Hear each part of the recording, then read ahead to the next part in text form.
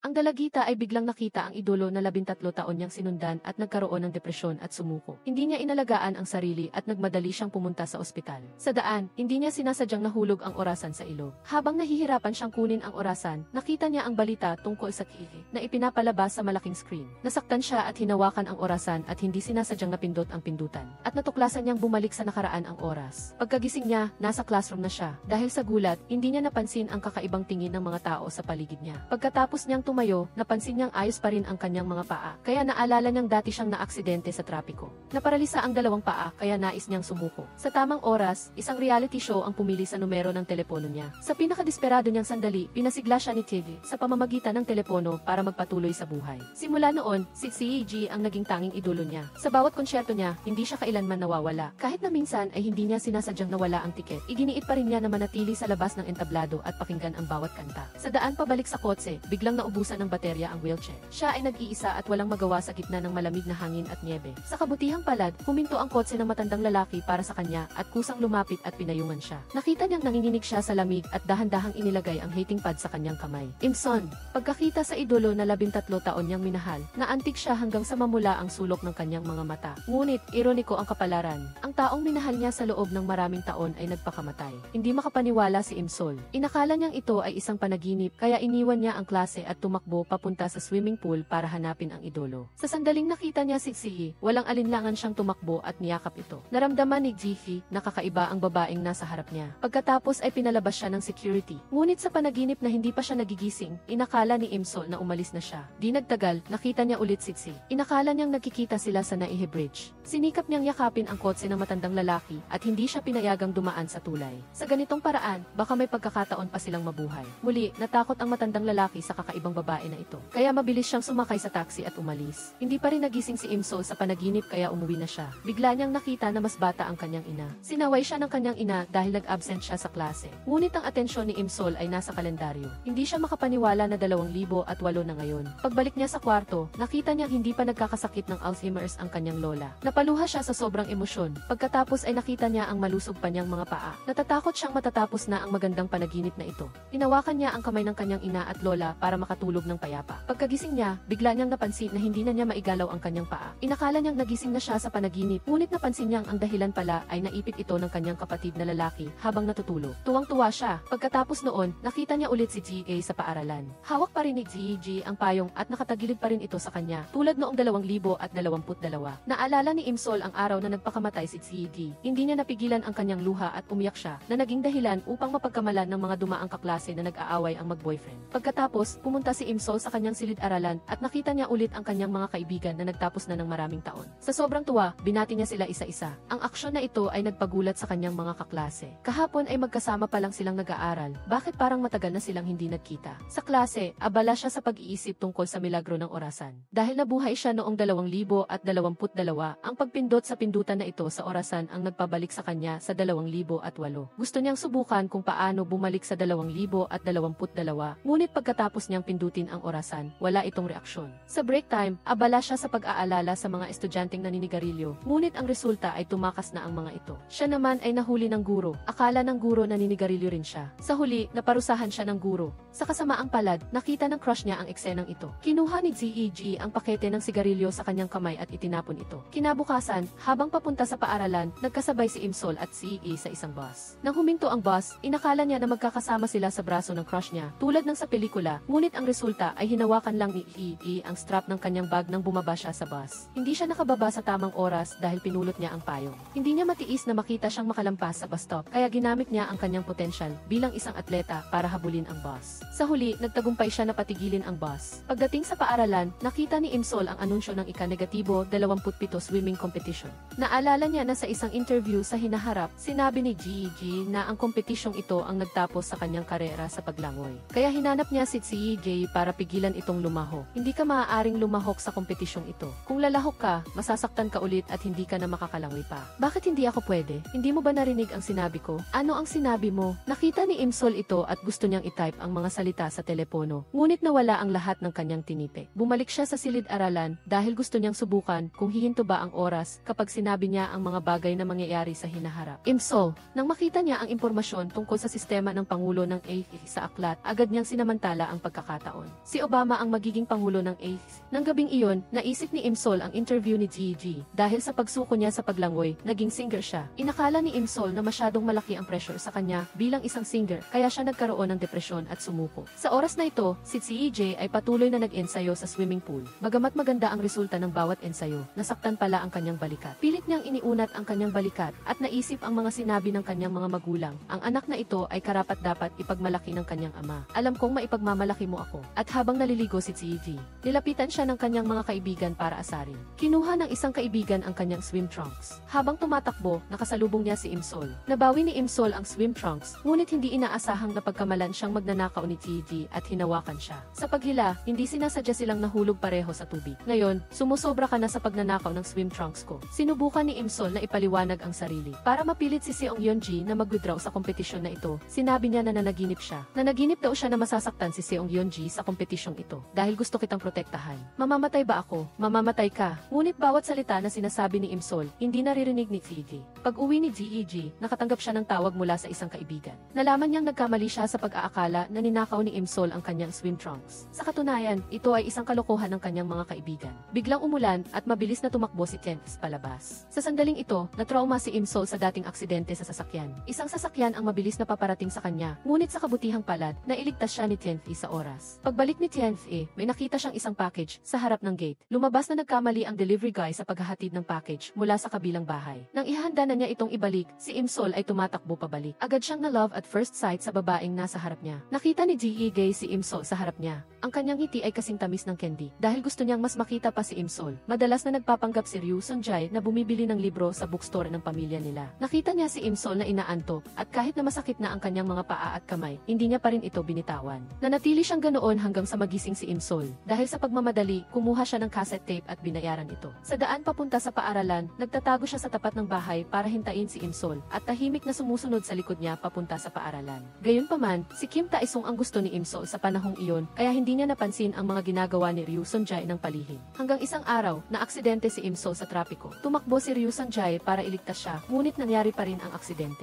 Matapos maparalisa ang dalawang paa ni Imsol, sinimulan niyang talikuran ang kanyang sarili at nagkaroon pa ng balak na magpakamatay. Si Ryu Sonjae, sa panahong ito, ay tinalikuran na rin ang paglangoy at naging isang mang-aawit. Sakto namang sumali siya sa isang reality show sa telebisyon. Ang ibang tao ay random na tumatawag sa mga lucky phone number, ngunit si CJ ay pamilyar na tumawag sa numero ni Imsol. Nang malaman niyang desperado na si Imsol na magpakamatay, nagsimula siyang mag-alala, ngunit sinikap pa rin niyang hikayatin si Imsol na magpatuloy sa buhay. Sa huli, niyakap ni Imsol ang kanyang ina, nabawi ang kanyang pananampalataya at nagpatuloy sa buhay. Sa araw na nanalo si CJ ng kampyonato sa swimming competition, balak niyang magtapat kay Imsol. Kaya inanyayahan niya si Imsol na lumabas para kumain. Habang naglalakad, naghahanap siya ng sikat na restaurant sa internet. Hindi siya madaling nakahanap. Habang kumakain, inalagaan ni G.A. si Imsol, na labis na ikinatuwa ni Imsol. Pagkatapos, tinanong ni G.A. si Imsol kung gusto ba niya si Kim Taesung sa banda, at narinig niya mula mismo sa bibig ni Imsol na hindi. Ang puso ni G.E.G. ay parang namumulaklak. Pagkatapos kumain, naghanap si G.E.G. ng pagkakataon na magtapat. May 500 won ka ba? Sa oras na ito, nalaman ni G.E.G. na gusto ni Imsol na kumuha ng photobook. Sa katunayan, hinangaan ni Imsol ang mga taong nasa fan meeting na nakakakuha ng larawan kasama ang kanilang idolo. Nahihiya si G.E.G. kaya hindi siya naghintay. Kaya lumakad siya sa damuhan habang kumukuha ng larawan.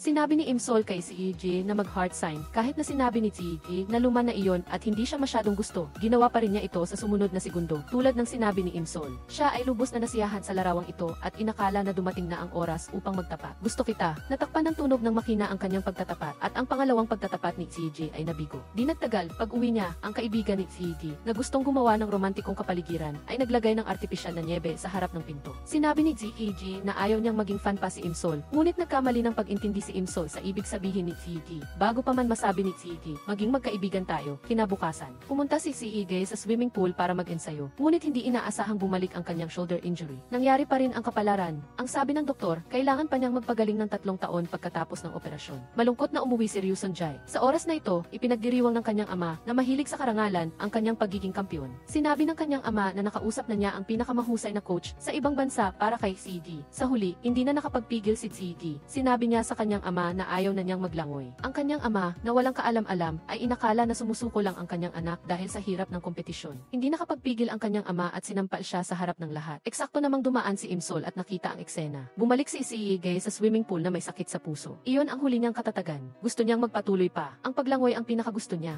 Ngunit napansin niyang hindi maayos ang kanyang muscle sa braso. Sa huli, nawalan siya ng pag-asa at napilitan siyang punitin ang kanyang orihinal na pangarap at umiyak mag-isa sa kawalan ng lakas. Sa oras na ito, umuwi na si Imsol. Gusto niyang isulat ang petsa ng kanyang aksidente sa kalendaryo. Ngunit nalaman niyang hindi niya magawa. Hindi niya alam ang layunin ng kanyang pagbabalik. Hindi niya napigilan ang sarili niyang aksidente at hindi rin niya nailigtas si CD. Di nagtagal bago iyon, hindi sinasadya siyang tinamaan ng bola. Naalala niya na nangyari na rin sa kanya ang eksenang ito noon at malamang na ang susunod na mangyayari ay masusunog ang kanilang bahay. Nagpapanik siya at tumatakbo pa uwi habang tumatawag. Ngunit sa oras na ito, tumatawag ang kanyang kapatid na lalaki sa kanyang ina. Sinabihan siya ng kanyang ina na linisin ang baradong inodoro. Ang kapatid na lalaki ay pinatay lang ang isa sa mga kalan at umalis. Patuloy na tumatawag si Imsol sa kanyang kapatid, ngunit hindi pinapansin ng kanyang kapatid ang ring ng telepono. Sa kabutihang palad, nakita ni Imsol si Taesong na nakasakay sa motor na dumadaan. Nasusunog ang bahay namin, please. Sa huli, dinala ni Taesong si Imsol pa uwi. Pagdating nila, nasusunog na ang bahay, ngunit hindi malaki ang apoy at naapula rin sa huli. Sa oras na ito, dumating ang kanyang ina. Nakita ni Imsol na buo pa ang mga kamay ng kanyang ina at tuwang-tuwa siya. Naalala niya na dati ay napaso ang kamay ng kanyang ina dahil sa apoy. Taos pusong pinasalamatan ni Imsol si Taesong. Sa oras na ito, ang kanyang kabutihan ay nabago ang kanyang kapalaran. Sa oras na ito, alam na ng ama ni Ji ang dahilan kung bakit gusto ng kanyang anak na talikuran ang paglangoy. Pinagalitan niya ang sarili. Pasensya na, anak, hindi kita dapat sinaktan nang nagagalit ako. At mabilis niyang dinala ang kanyang anak sa ospital para magpatingin. Muli, si Imsol ay tahimik na nakatayo sa labas at nakinig sa sinabi ng doktor tungkol sa sakit at umupo siyang mag-isa sa labas at umiyak ng may sakit sa puso. Sa loob ng ilang araw na nasa ospital si Ji, naghanda si Imsol ng masasarap na pagkain at ibinigay sa kanya ang kanyang paboritong candy. Pagkatapos lumabas ni Ji sa ospital, palihim na dinala ni Imsol ang inihaw na manok na ginawa ng lola niya para kay Ji. Bilang kapalit, ibinigay ng ama ni Ji sa batang kapitbahay ang isang bote ng inumid na gawa sa prutas na sinasabi sa kanya na isang baso sa tag-araw ay sapat na. Ngunit, dahil sa kasakiman sa pag-inom, inubos ni Imsol ang buong bote. Nang gabing iyon, pumunta siya sa bintana at nakita si Ji na lumabas mag-isa. Kaya sinundan niya rin ito sa swimming pool. Nang tingnan ni Ji si Imsol, alam niya agad na lasing ito. Pagkatapos, sabay silang nakinig sa musika. Pagkatapos uminom, biglang nahilo si Imsol. Hinawakan ni Imsol ang mukha ni Ji.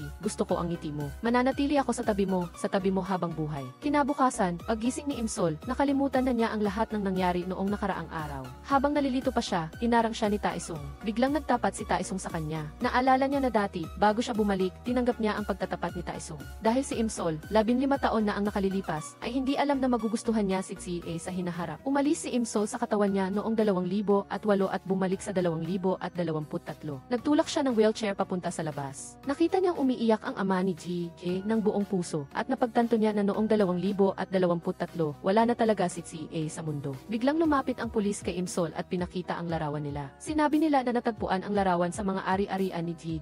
Lubos na nagulat si Imsol dahil ang larawang ito ay kinunan nila ni Ji noong bumalik siya sa 2008. Ngayon, lumitaw ang larawan noong 2023. Ibig sabihin ito na bago ang hinaharap. Naisip ni Imsol na kung babalik siya sa 2008, maaari niyang mailigtas si Ji. Walang pag-aalinlangan, iginapang niya ang kanyang mga lumpong paa papunta sa ilog kung saan siya naglakbay sa oras. At naghintay na pindutin ang time adjustment button sa orasan. Ngunit walang nangyari sa paligid. Umiyak si Imsol sa pagkabigo. Sa huli, umuwi na lang siya. Nakita niya sa Ji ang balita tungkol kay Ji, ang kanyang buhay at mga pinagdaanan. Kinuha niya ang kanyang diary at nalaman niyang mayroon din siyang larawan na ito. Sa oras na ito, tumawag ang kaibigan ni Ji na si In-hyuk na konsensya ako sa iyo. Baka hindi mo maintindihan ang sinasabi ko. Bigla silang nawalan ng koneksyon. Muling lumiwanag ang orasan. Tiningnan ni Imsol ang orasan at nakita niyang alas negatibo 12 na. Nang dumilat siya, bumalik na naman siya sa 2008. Sa oras na ito, isang manghula ang nagpapalabas ng orasyon sa kanya. Dahil ang Imsol ng 2023 ay bumalik sa 2008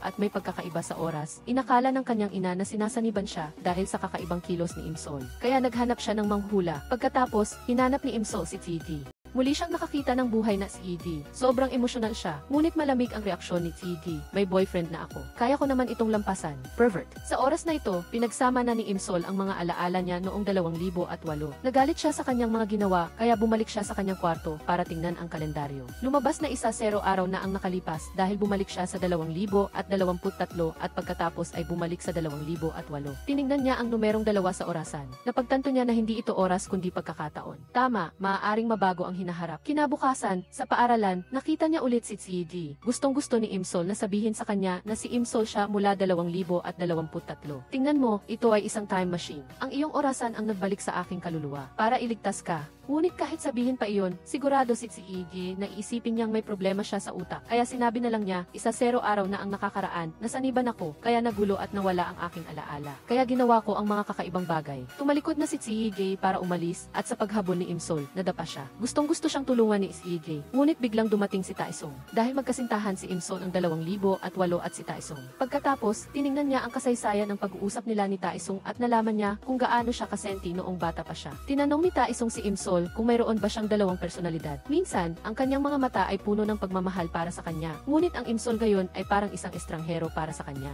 Noong hapon, nakilala ni Gigi ang kanyang kalaban sa paglangoy. Tinukso siya nito, dahil sa balikat mo, mas mabuti pang sumuko ka na lang, hayop ka. Uy, sandali lang. Habang nag-aaway ang grupo ng mga manlalangoy, dumating si Imsol. Kapag nakita kitang ginulo mo si mag-ingat ka dahil bibigyan kita ng leksyon. Biglang dumating ang coach. Nang makita siya ni Imsol, agad siyang tumakbo. Di nagtagal, nakita niya si CA sa kabilang kalsada. Isang talent scout ang nagbigay kay CG ng isang business card. Nang dumaan siya, umalis na ang boss. Para pigilan si CG na maging isang mang-aawit, hinabol ni Imsol ang boss at umuwi. Hindi inaasahang huli na siya mula sa kanyang ama. Nalaman ni Ryu Sonjae na nagpalit siya ng damit at umalis. Pagkatapos, naisip ni Imsol na baka nasa bulsa pa ni Ryu Sonjae ang business card, kaya sinamantala niya ang pagkakataon na sumakit ang tiyan ng ama ni Ryu Sonjae. At palihim siyang pumasok sa kanilang bahay at pumunta sa kwarto ni Gigi. Ang unang ginawa ni Imsol ay punitin ang business card ng talent scout. Hindi inaasahang bumukas ang pinto. Naramdaman ng ama ni Gigi na may mali, ngunit hindi niya masabi kung ano ang mali. Di nagtagal, pagkatapos maligo, bumalik si Ryu Sonjae sa kanyang kwarto at nakita niya si Imsol na nakahiga sa sahig. Akala niya ay naghahalusinate lang siya. Nang hawakan niya ang sapatos ni Imsol, nataranta siya at tumakbo palabas. Bakit siya nasa kwarto ko? Dahan-dahang pumasok si Ryu Sonjae sa kwarto. Mahina niyang ginising si Imsol, ngunit wala itong reaksyon. Nakita ni Gigi na pinapawisan siya ng husto, kaya pinagbuksan niya siya ng ventilador. Maingat niyang inalis ang buhok sa kanyang mukha. Nakita niya ang kamay ni Imsol at hindi sinasadyang nagdikit ang mga daliri nila. Nagsimulang bumilis ang tibok ng puso ni Gigi. Nakakita siya ng lamok na lumilipad, ngunit nang hampasin niya ito, hindi sinasadyang nagising si Imsol. Dali-dali siyang nagpaliwanag, nahulog sa ulo ko ang libro, kaya nawalan ako ng malay. Nakita ni Gigi na ang paliwanag na ito ay nakakatawa at hindi ka panipaniwala. Mahirap maniwala pero ito ang totoo. At ito pa, baka hindi ka rin maniwala pero ako ay isang taong may moral at normal na pag-iisip. Pero sa harap mo, laging nangyayari ang mga bagay na salungat sa kalooban ko. Sinabi ni Imsol kay Gigi na kalimutan na lang ang mga nangyari, ngunit nagalit si Gigi. Gaano ako kahirap magtapat noon at ngayon, bakit ang dali para kay Imsol na kalimutan? Sa huli, sinabi ni Imsol na lasing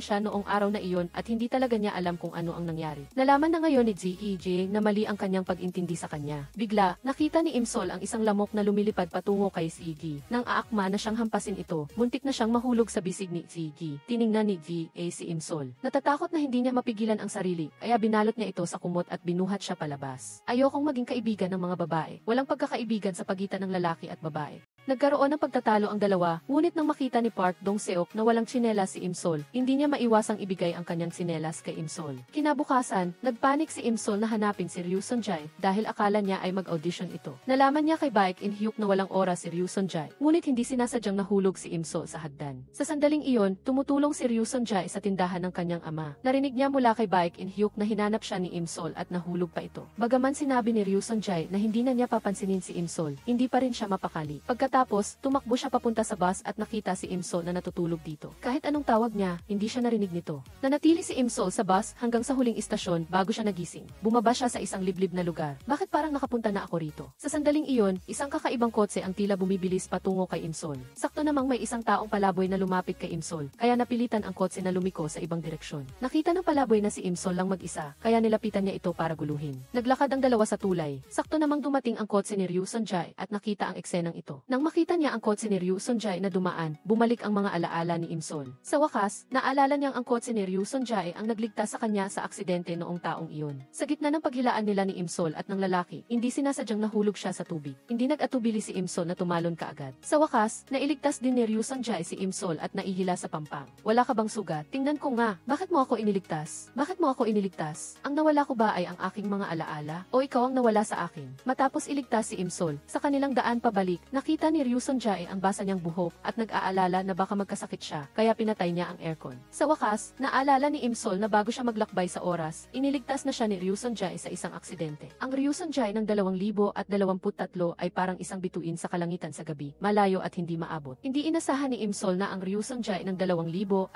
ay nasa tabi lang niya, abot kamay. Ngunit ang mga alaala na ayaw niyang maalala ni Im-sol. Nag-iwan sa kanya na nawala si Ryu Sung-jae. Ang mga sandaling hindi dapat na palampas ni Im-sol ay nagliliwanag ngayon. May mga signal na patuloy na ipinapadala sa kanya. Marahil iyon ang dahilan kung bakit siya naglakbay sa oras upang muling makita si Ryu Sung-jae. Magkasama silang naglakad papunta sa eskwelahan. Nang makita ang papalapit na motorsiklo, matapang na pinrotektahan ni Im-sol si Ryu Sung-jae. Pagkatapos, binigyan niya ito ng isang time capsule. Dapat nating ilibing ito ngayon. Ipinaliwanag ni Im-sol na ang mga bagay sa loob ay mas mahalaga pa sa ginto at alahas. Nag-usap sila ni Ryu Sung-jae na magkita sa Han River Bridge sa hating gabi ng Enero 1, 2023. Magkasama nilang hukayin ang regalo. Hindi maintindihan ni Ryu Sung-jae kung bakit pinili ni Im-sol ang petsang iyon. Dahil iyon ang huling araw na si Im-sol. Nakilala ni Im-sol si Ryu Sung-jae bago siya umalis sa mundong ito. Sa totoo lang, sa araw na sumuko si Ryu Sung-jae, lihim niya ring iniuwi si Im-sol. Nang makita niya ang mga ilaw sa pasilyo na nag-iisa-isang umilaw, nakita niya ang imahe ni Im-sol. Nakakalungkot, nakaupo siya sa wheelchair noon kaya hindi niya ito nakita. Naalala ni Ryu Sung-jae ang sinabi ni Im-sol tungkol kay Kim Ta-isong na ginamit lang siyang girlfriend para makatakas sa stalker nito. Tinukso ni Ryu Sung-jae na wala siyang paningin. Saan mo ba inilagay ang mga mata mo? Dito. Pagdating sa paaralan, biglang napansin ni Im-sol na nakalimutan niyang dalhin ang kanyang kurbata na nangangahulugang parurusahan siyang tumakbo sa paligid ng field. Hindi matiis ni Ryu Sung-jae kaya ibinigay niya kay Im-sol ang kanyang kurbata. Nahuli si Kim Ta-isong sa sandaling iyon, kaya habang tumatakbo bilang parusa, nag-umpisa silang maglaban at magkumpetensya. Nang gabing iyon, nakatanggap si Ryu Sung-jae ng text message mula kay Im-sol na nag-aaya sa kanya na lumabas kinabukasan, kaya labis siyang natuwa. Kinaumagahan, paglabas niya ng pinto, nakita niya ang live broadcast ng 2008 Olympic Swimming Competition. Nag-aalala si Im-sol na baka maalala ni Ryu Sung-jae ang malungkot na alaala, kaya gumawa siya ng paraan para hindi niya ito mapanood. Nang maghintay sila ng bus, nakita na naman niya ang malaking screen na nagbo-broadcast ng live na swimming competition. Mabilis niyang ipinagyabang kay Ryu Sung-jae na kaya niyang igalaw ang kanyang mga mata ayon sa gusto niya. Sa bus, narinig na naman niya ang anunsyo tungkol sa swimming. Mabilis na ipinasuot ni Im-sol ang kanyang earphones kay Ryu Sung-jae. Kahit na sinubukan niyang pigilan ito sa lahat ng paraan, si Ryu Sung-jae pa rin. Nakita pa rin ang swimming competition sa Olympics na lubos na nakaantig sa kanyang damdamin. Matapos panoorin ito, sinabi ni Ryu Sung-jae kay Im-sol na kahit alam niyang hindi na siya makakalangway sa edad na 50, hindi pa rin siya mag-aatubiling piliin ang paglangway dahil ito ang nagpapasaya sa kanya. Nang gabing iyon, pinag-usapan ni Im-sol at Ryu Sung-jae ang kanilang mga pangarap sa kolehiyo. Sinabi ni Ryu Sung-jae na bukod sa sports education, hindi niya alam kung anong ibang kurso ang pipiliin. Hindi na nag-isip si Im-sol at biglang binanggit ang mga karakter na ginampanan ni Ryu Sung-jae bilang isang artista, ang white coat ng doktor, ang roba ng hukom, uniforme ng sundalo, at maging ang hanbok. Ano man ang suotin mo, bagay sa iyo. Parang nakita mo na iyon mismo. Biglang nagulat si Im-sol.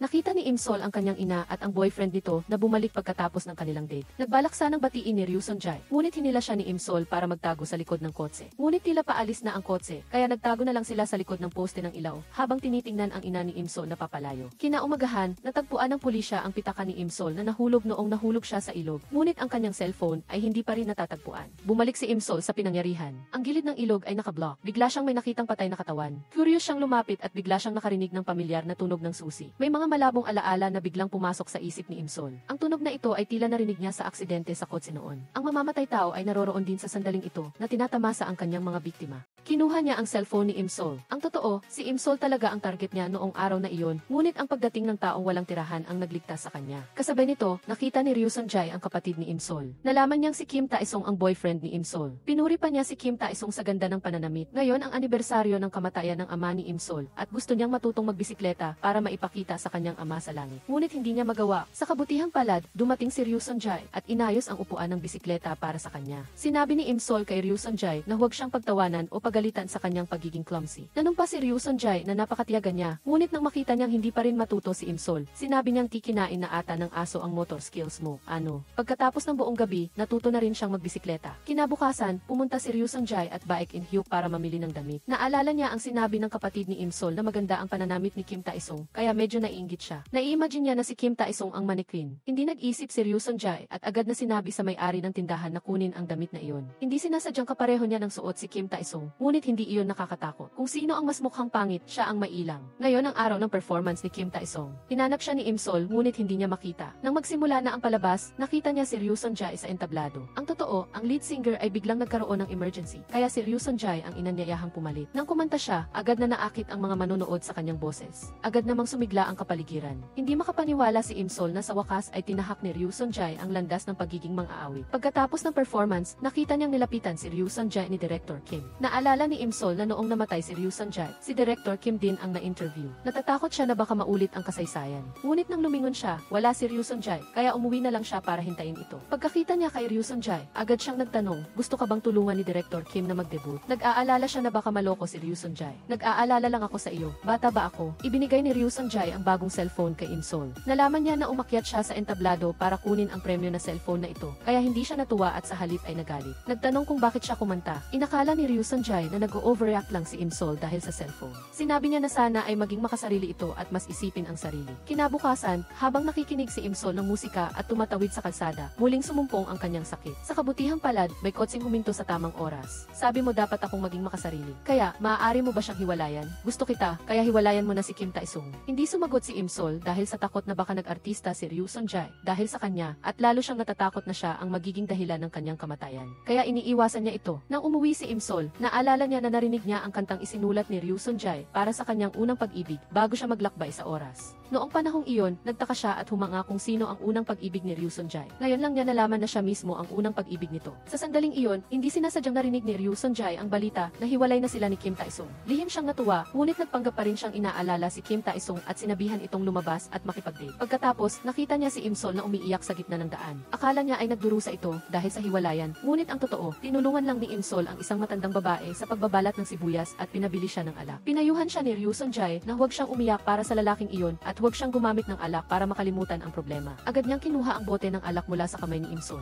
Nag-aalala siya na baka saktan nito ang sarili. Mula sa malayo, nakita ng kapatid ni Im-sol ang dalawa na nag-aagawan. Walang sabi-sabing tumakbo siya at sinipa si Ryu Sun-jae. Dahil dito, nalasing si Ryu Sun-jae na hindi sanay uminom. Kaya naman, dinala siya ni Im-sol sa kanilang bahay upang hintayin magising. Sa pagtingin niya sa kanyang idolo, hindi napigilan ni Im-sol na hawakan ang dibdib nito. Walang kamalay-malay na hinawakan ni Ryu Sun-jae ang kanyang kamay. Bigla siyang nagising, kaya kinailangan ni Im-sol na magtago sa ilalim ng kama. Nang bumaba si Ryu Sun-jae, nakita niya ang isang buhok sa sahig at akmang titingnan ito. Sa sandaling iyon, pumasok ang kapatid ni Im-sol, kaya kinailangan niyang yakapin si Im-sol at magtago sa ilalim ng kumot. Pagkatapos, nagkasama silang kumain. Nag-aalala si Im-sol tungkol sa nalalapit na entrance exam sa kolehiyo dahil matagal na siyang tapos sa paaralan at halos nakalimutan na niya ang lahat ng kanyang kaalaman sa high school. Sa sobrang pag-iisip, hindi niya napansin na mainit pa ang steam bun. Mabilis na inabot ni Ryu Sun-jae ang isang baso ng tubig sa kanya. Nang pauwi na sila, nagsimulang umulan. Nang magdikit ang kanilang mga balikat at braso, bumilis ang tibok ng puso ni Im-sol. Napagtanto niya na ang nararamdaman niya para kay Ryu Sun-jae ay lumampas na sa pagiging fan. Kinabukasan, sinabi ng ina ni Im-sol na aalis siya ng ilang araw. Naisip ni Im-sol na makikipag-date ito kaya natuwa siya. Totoo nga, nakita niya muli ang lalaking nakita niya noon. Pagkatapos, magkasamang nanood sina Im-sol at Ryu Sun-jae ng isang laban. Gusto ni Ryu Sun-jae na makakuha si Im-sol ng magandang pwesto, kaya maaga siyang pumunta doon para mag-reserve at maingat pa siyang tinulungan ni Im-sol na magpalami. Pagkatapos ng laro, umamin siya kay Im-sol. Sa sandaling iyon, nasa ospital si Kim Tae-sung at hindi sinasadyang nakita ang ina ni Im-sol. Tinawagan niya si Ryu Sun-jae upang mag-report. Pagdating ni Im-sol sa ospital, nalaman niyang ang lalaking kasama ng kanyang ina ay ang kanyang attending physician.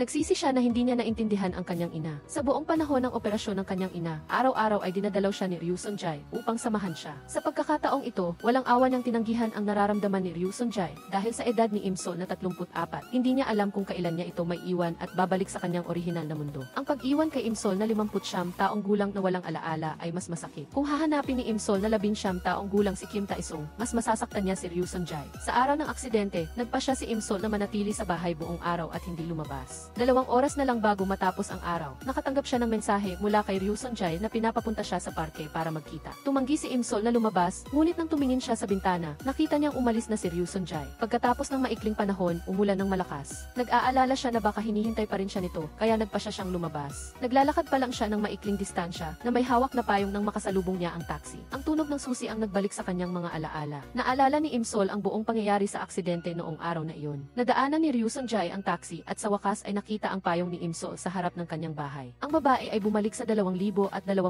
sa mismong sandali ng aksidente. Binago niya ang kanyang kapalaran noong 2008. Hindi lang niya naiwasan ang pagiging disabled, kundi nagtatrabaho na rin siya sa isang production company. Ang pinakamahalaga, buhay pa rin ang paborito niyang si Ryu Ryu Sonjae. Naalala ni Imsol na noong bumalik siya sa 2008, nag-usap sila ni Ryu Sonjae na magkita sa Han River Bridge sa Enero 1, 2023 at magkasama nilang hukayin ang capsule. Nang kapsule na magkasama nilang inilibing. Ngunit pagdating niya sa Han River Bridge, nalaman niyang huli na siya. Inakala ni Imsol na mag-isa lang hinukay ni Ryu Sonjae ang capsule. Ngunit nang makarating siya sa lugar kung saan ito inilibing, nakita niya na ang puno noong 2008 ay isa ng pader. Kahit na hindi nila nahukay ang time capsule, tulad ng napag-usapan, nagpapasalamat pa rin si Imsol na nagbago ang kanyang kapalaran. Sa sandaling iyon, dumaan si Ryu Sonjae sakay ng kotse. Naalala ni Imsol ang mga alaala bago siya maglakbay sa oras. Noong 2008, hindi sinasadya siyang nahawakan ni Ryu Sonjae dahil nakatulog siya sa bus. Nang pindutin ni Ryu Sonjae ang stop button, nahulog ang pencil case mula sa kanyang bag nang yumuko siya para kunin ang lapis. Nagising si Imsol at bumaba ng bus. Nang lumingon si Ryu Sonjae, wala na si Imsol. Dali-dali niyang sinabi sa driver na huminto. Ngunit maaari lang silang maghintay sa susunod na istasyon. Sa labas, nagsimulang umulan at sumakay si Imsol sa isang taxi. Hindi niya inasahan na ang driver ay isang mamamatay tao. Binugbog siya at kinidnap. Nang magising si Imsol sa tunog ng kalansing ng susi, napansin niyang dinala siya sa isang abandonadong bahay. Sa sandaling pumasok ang driver, pinutol ni Imsol ang tali at tumakas. Agad na hinabol siya ng driver at sakto namang nakita ito ni Ryu Sonjae na naghahanap sa kanya. Tumakbo siya patungo kay Imsol. Biglang inapakan ng driver ang gas pedal. Mabilis na sinulyapan ni Ryu Sonjae ang driver at agad na tumalon sa ilog upang iligtas si Imsol. Nang mahila niya si Imsol sa pampang, bigla siyang inatake ng driver. Sa gitna ng pag-aagawan, sa kabutihang palad, dumating ang pulis at inaresto ang driver, habang si Imsol naman ay dinala sa emergency room. Ang oras ng aksidente ay Setyembre 1, 2008. Sa ikalawang beses niyang paglalakbay sa oras, bumalik si Imsol sa mismong araw na ito at muli siyang kinidnap ng driver. Nang makita ni Ryu Sonjae ang payong ni Imsol, may masama siyang kutob. Narinig niya sa kapatid ni Imsol na palagi itong nananaginip na magkakaroon ng aksidente sa reservoir. Naalala rin ni Ryu Sonjae na sinabi ni Imsol na magkakaroon siya ng aksidente sa reservoir. Kaya agad siyang tumawag ng pulis at mabilis na pumunta doon. Sa sandaling iyon, kinidnap na nga si Imsol at dinala sa lugar bago siya maglakbay sa oras. Sinamantala ni Imsol ang pagkakataon at kinuha ang susi ng kotse sa katumakas. Nasa harap niya naman ang tulay kung saan nangyari ang aksidente. Bago siya maglakbay sa oras, kaya nagpa siya si Imsol na baguhin ang direksyon. Ngunit nagpalit ng kotse ang driver para habulin siya. Tumakbo ng matulin si Imsol sa harap habang binilisan naman ng driver ang paghabol sa likod. Sakto namang nakita ito ni Ryu Sonjae na naghahanap kay Imsol. Nahulog siya sa lupa. Muling nadaanan ng driver si Ryu Sonjae. Dali-dali niyang sinuri kung may sugat si Imsol. Bumalik si Imsol sa 2023 habang ang Imsol ng 2008 ay nalito. Nasaan ako? Sino ka? Sa sandaling ito, napagtanto ni Imsol na nakabalik na siya sa 2023 kung saan kasal na ang kanyang kapatid at matalik na kaibigan. Naalala niya ang nangyari kanina, kaya dali-dali siyang tumakbo papunta sa ospital at hindi sinasadyang nabangga ang isang lalaki. Ang lalaking iyon ay ang sikat na bituin na si Ryu Sonjae. Hindi nakita ni Imsol nang malinaw ang mukha ng lalaki, kaya mabilis niyang binigay ang kanyang business card sa assistant. Sinabi niya na babayaran niya ang danyos at umalis. Hindi rin alam ni Ryu Sonjae na ang taong nakabangga sa kanya ay si Imsol, ang babaeng minahal niya sa loob ng 15 taon. Sinabi niya sa kanyang assistant na kung babayaran ang damit, dapat pati ang panloob na damit ay bayaran din. Hindi nagtagal, nakatanggap si Imsol ng quotation mula sa assistant. 7,180,000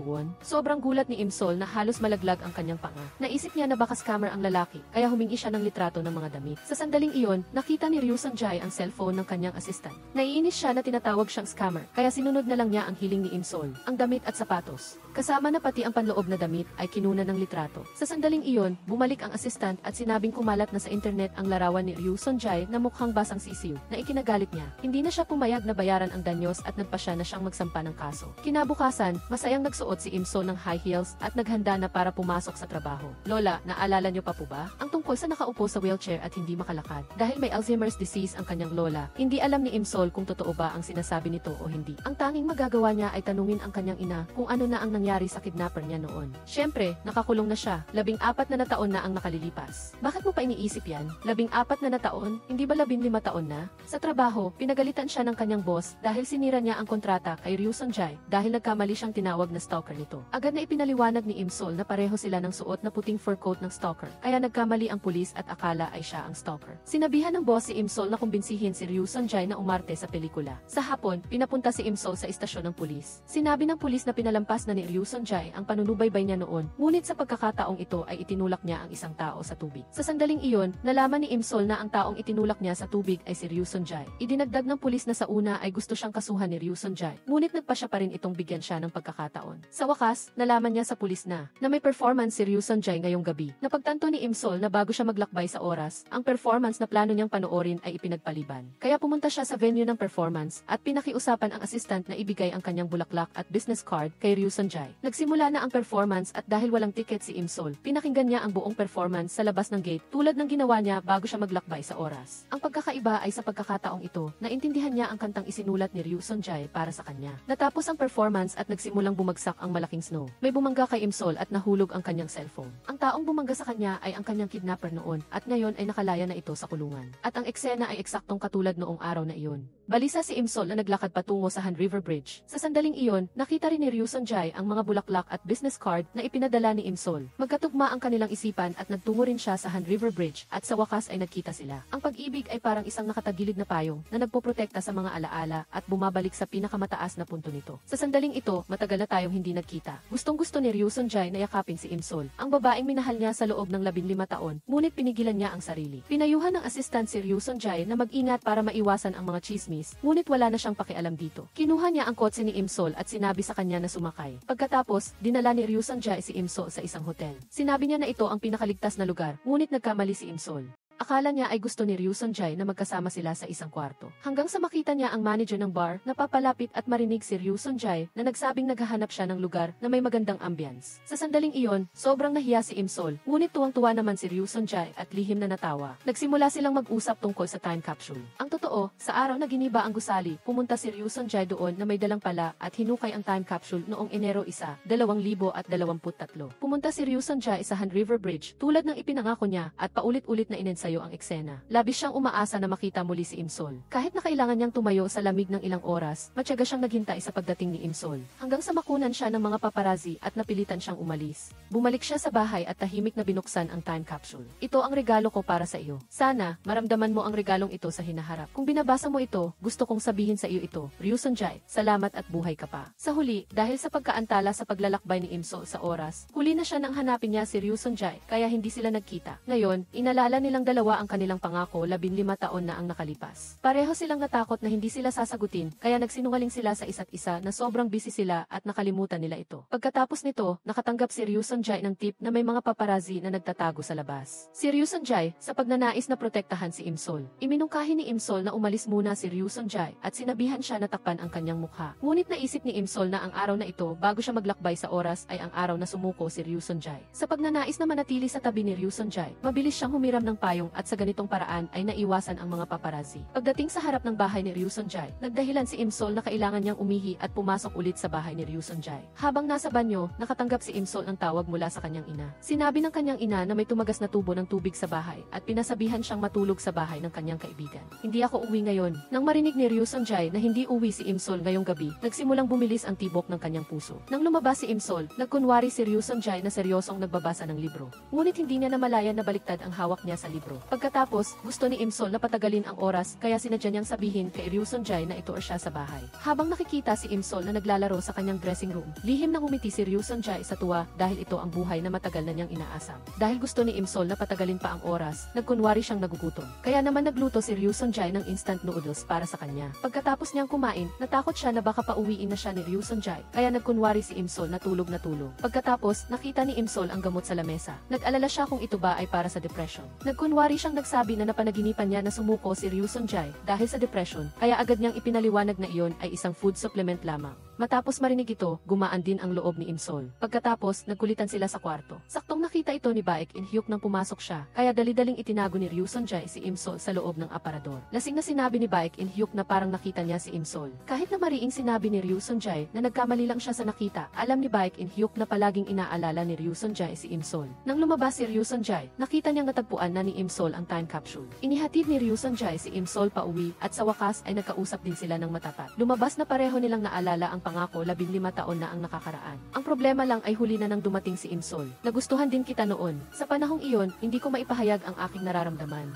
Kaya sinasaktan kita, pasensya na talaga. Nang makita ni Imsol na may paparating, dali-dali siyang tumakbo pa uwi. Sa oras na ito, hinabol din siya ni Ryu Sonjae at doon lumabas ang eksena sa simula ng kwento. Hindi nila maitago ang kanilang mga ngiti habang papasok sa trabaho. Ngunit hindi nila alam na palihim na papalapit ang panganib. Habang nasa bahay si Ryu Sonjae, narinig niya ang doorbell. Pagkatapos, nakita ni Imsol sa Satsihi ang balita tungkol sa pag-atake kay Ryu Sonjae. Batay sa fingerprint sa armas na natagpuan sa pinangyarihan, tinukoy ng pulisya ang suspect bilang isang lalaki na nasa 40 na may apelyidong Kim. Ang lalaking ito ay nakulong noong 2009 dahil sa pag-atake at kakalabas lang ng kulungan ilang araw na ang nakalipas. Nagdesisyon na maglabas ng public wanted poster. Pagkatapos pindutin ang time machine, bumalik si Imsol sa kanyang college days. Hindi makapaniwala si Imsol na ang pangatlong beses na paglalakbay sa oras ay nagdala sa kanya pabalik sa 2009. Umupo siya ng tulala sa isang sculpture sa campus at hindi sinasadyang nadulas. Mabuti na lang at nasalo siya ni Ryu Sonjae. Ngunit hindi nagpasalamat si Imsol kay Ryu Sonjae para dito at tumakas pa sa kanya. Dahil nalaman ni Imsol na ang dahilan ng pag-atake kay Ryu Sonjae noong 2023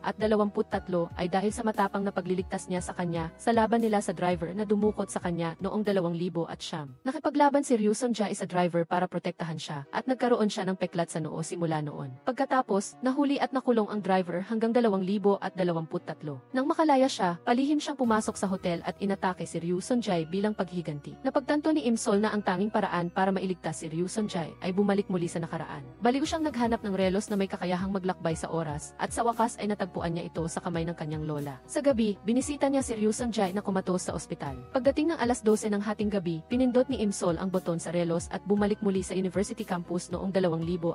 Sumunod ay ang eksena sa simula ng kwento. Ang unang ginawa ni Imsol pagkatapos niyang bumalik ay mag-report sa pulisya. Sinabi niya sa pulis ang tungkol sa pagpatay na nangyari sa reservoir at na ang driver na dumukot sa kanya ay ang parehong tao. Pagkatapos nito, ibinigay din niya sa pulisya ang susi ng kotse ng driver. Pauwi, hindi sinasadya niyang makasalubong si Kim Taesung at diretsahan nitong sinabi na tila nagbago na naman si Imsol. Bumalik na ang mature na si Imsol. Humanga si Imsol sa pagiging detalyado ni Kim Taesung. Ngunit kailangan niyang ilihim ang lahat at walang ipakitang kahinaan. Pagdating niya sa harap ng pinto ng bahay, nakita ni Imsol na ang relos ay nagpapakita ng numerong 1. Sa pagkakataong ito na talaga ang huling pagkakataon. Minarkahan ni Imsol ang huling araw sa kalendaryo bilang Mayo 10. Kailangan niyang pigilan si Ryu Sonjae na makilala muli ang driver bago ang araw na iyon. Kinabukasan, mayroong event sa campus para sa mga bagong estudyante at patuloy na iniiwasan ni Imsol si Ryu Sonjae. Biglang, ikinuwento ng kaklase ang legend sa universidad na bawat taon kapag dumadalo ang mga bagong estudyante sa unang get-together, ang mag-asawang maghahalikan sa event na iyon ay magpapakasal sa huli. Dahil dito, naramdaman ng lahat na ang get-together na ito ay puno ng pag-ibig. Sa gitna ng aktibidad, hindi nagbigay pansin si Imsol dahil sa kanyang puso. Gusto niyang bumalik kaagad para tulungan ang pulisya na lutasin ang kaso. Nang akala niya ay aalis na siya ng palihim, nahuli siya kaya napilitan siyang sumali sa laro. Ang patakaran ay ang matatalo ay hindi lang iinom ng alak kundi kailangan ding pumunta sa sports department para sumayaw. Para maiwasang pumunta sa sports department ni Ryu Sonjae at mapahiya sa harap niya. Kaya nagpasya siyang maglaro ng seryoso. Ngunit sa huli, sa kasamaang palad ay natalo pa rin siya. Nang dumating siya sa sports department, napansin ni Imsol na wala si Ryu Sonjae doon. Naisip niya na dahil wala siya, sisimulan na niya ang pagsasayaw at aalis na. Nang makita ni Ryu Sonjae na binubuli pala ni Ifati si Imsol, nagalit din siya. Sa gabi, hindi sinasadyang nakasalubong ni Ryu Sonjae si Ifati na kailangan pumunta sa banyo at humingi ng tulong sa kanya na bantayan ang pinto. Naisip ni Ryu Sonjae na binuli ni Ifati si Imsol kanina, kaya nagdesisyon siyang gumanti sa pagkakataong ito. Bigla niyang nakita si Imsol na tumatakbo patungo sa direksyon ng wild boar. Nag-alala si Ryu Sonjae na baka mapahamak siya, kaya sinundan niya ito. Pagkatapos niyang bumalik, nagsimulang uminom si Imsol ng alak. Nang malasing na siya, lumabas siya ng mag-isa. Hindi nagtagal, umupo si Imsol ng may pagkalito. Saktong dumaan si Ryu Sonjae at nakita na naman siya. Malinaw na masama ang trato ko sa iyo. Bakit ka pa rin nag-aalala sa akin? Tanga ka ba? Huwag ka nang umiyak. Sa huli, nagdesisyon si Ryu Sonjae na buhatin pa uwi si Imsol na lasing. Nalaman ng binata dahil sa isang kanta na ang dalaga ay galing sa hinaharap dahil ang kantang ito ay isinulat ni Ryu Sonjae para kay Imsol at hindi pa niya ito inilalabas sa publiko. Ipinaliwanag ni Imsol na pinindot lang niya ang buton sa relos at siya na orihinal na taga-negatibo 2023 ay naglakbay sa oras pabalik sa 2009. Iniisip ni Imsol na ito ay tadhana, tulad ng pagligtas sa kanya ni Ryu Sonjae dati. Ngayon ay oras na para iligtas niya si Ryu Sonjae. Ngunit hindi niya sinabi sa kanya ang buong katotohanan. Pagkatapos nito, si Imsol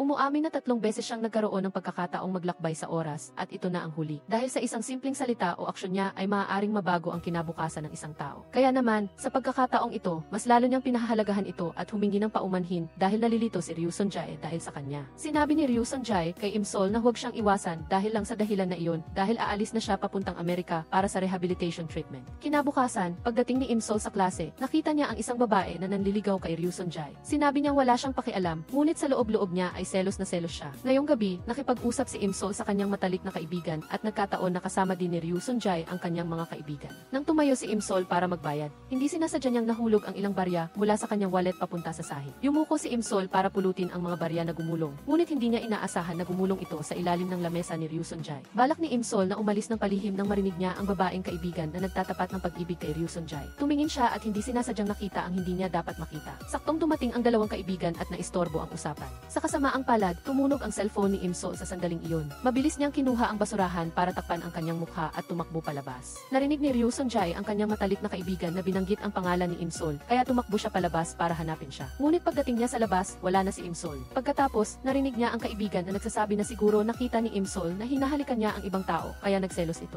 Ipinaliwanag ni Ryu Sonjae na hindi iyon totoo. Napagtanto ni Ryu Sonjae na marahil dahil sa anggulo ng paningin, nagkamali si Imsol sa pag-intindi at umuwi na. At tama nga, si Imsol ay umiinom ng alak upang mawala ang selos. Habang lasing, tinapon niya ang kanyang sapatos sa ibaba at saktong nasa ibaba si Ryu Sonjae. Tinanong ni Ryu Sonjae kung magagalit ba si Imsol kapag nakita niya itong humahalik sa iba, ngunit matigas ang ulo niyang sinabi na wala siyang pakialam. Gusto niyang malaman kung gusto ba siyang pigilan ni Imsol na umalis papuntang ibang bansa, ngunit ang sagot ni Imsol ay hindi. Kahit nasaan ka pa manggaling, hindi mahalaga sa akin. Ikaw, paano ka? Nagustuhan mo na ba ako kahit minsan? Umuwi si Ryu Sonjae na bigo, ngunit hindi niya alam na si Imsol ay mas nasasaktan. Ayaw ni Imsol na masaktan si Ryu Sonjae dahil sa kanya, kaya pinili niyang ilayo siya. Dalawang lalaki ang sabay na umibig sa iisang babae, kaya nagunahan sila sa pagpapa-impress sa kanya. Ipinakita pa nila ang kanilang mga muscles at dahil kay Imsol, nag-away pa sila. Kinabukasan, nalulungkot na pumunta si Ryu Sonjae sa airport dahil aalis na siya papuntang Amerika. Sa oras na ito, gusto niyang makita si Imsol sa huling pagkakataon, ngunit hindi niya alam na tahimik siyang nagpapaalam sa kanya sa labas ng airport. Walang lakas ng loob si Imsol na ihatid siya dahil natatakot siyang hindi niya makakayang hayaan si Ryu Sonjae na umalis. Alam ni Imsol na kapag umalis si Ryu Sonjae, makakalayo siya sa panganib. Pauwi na.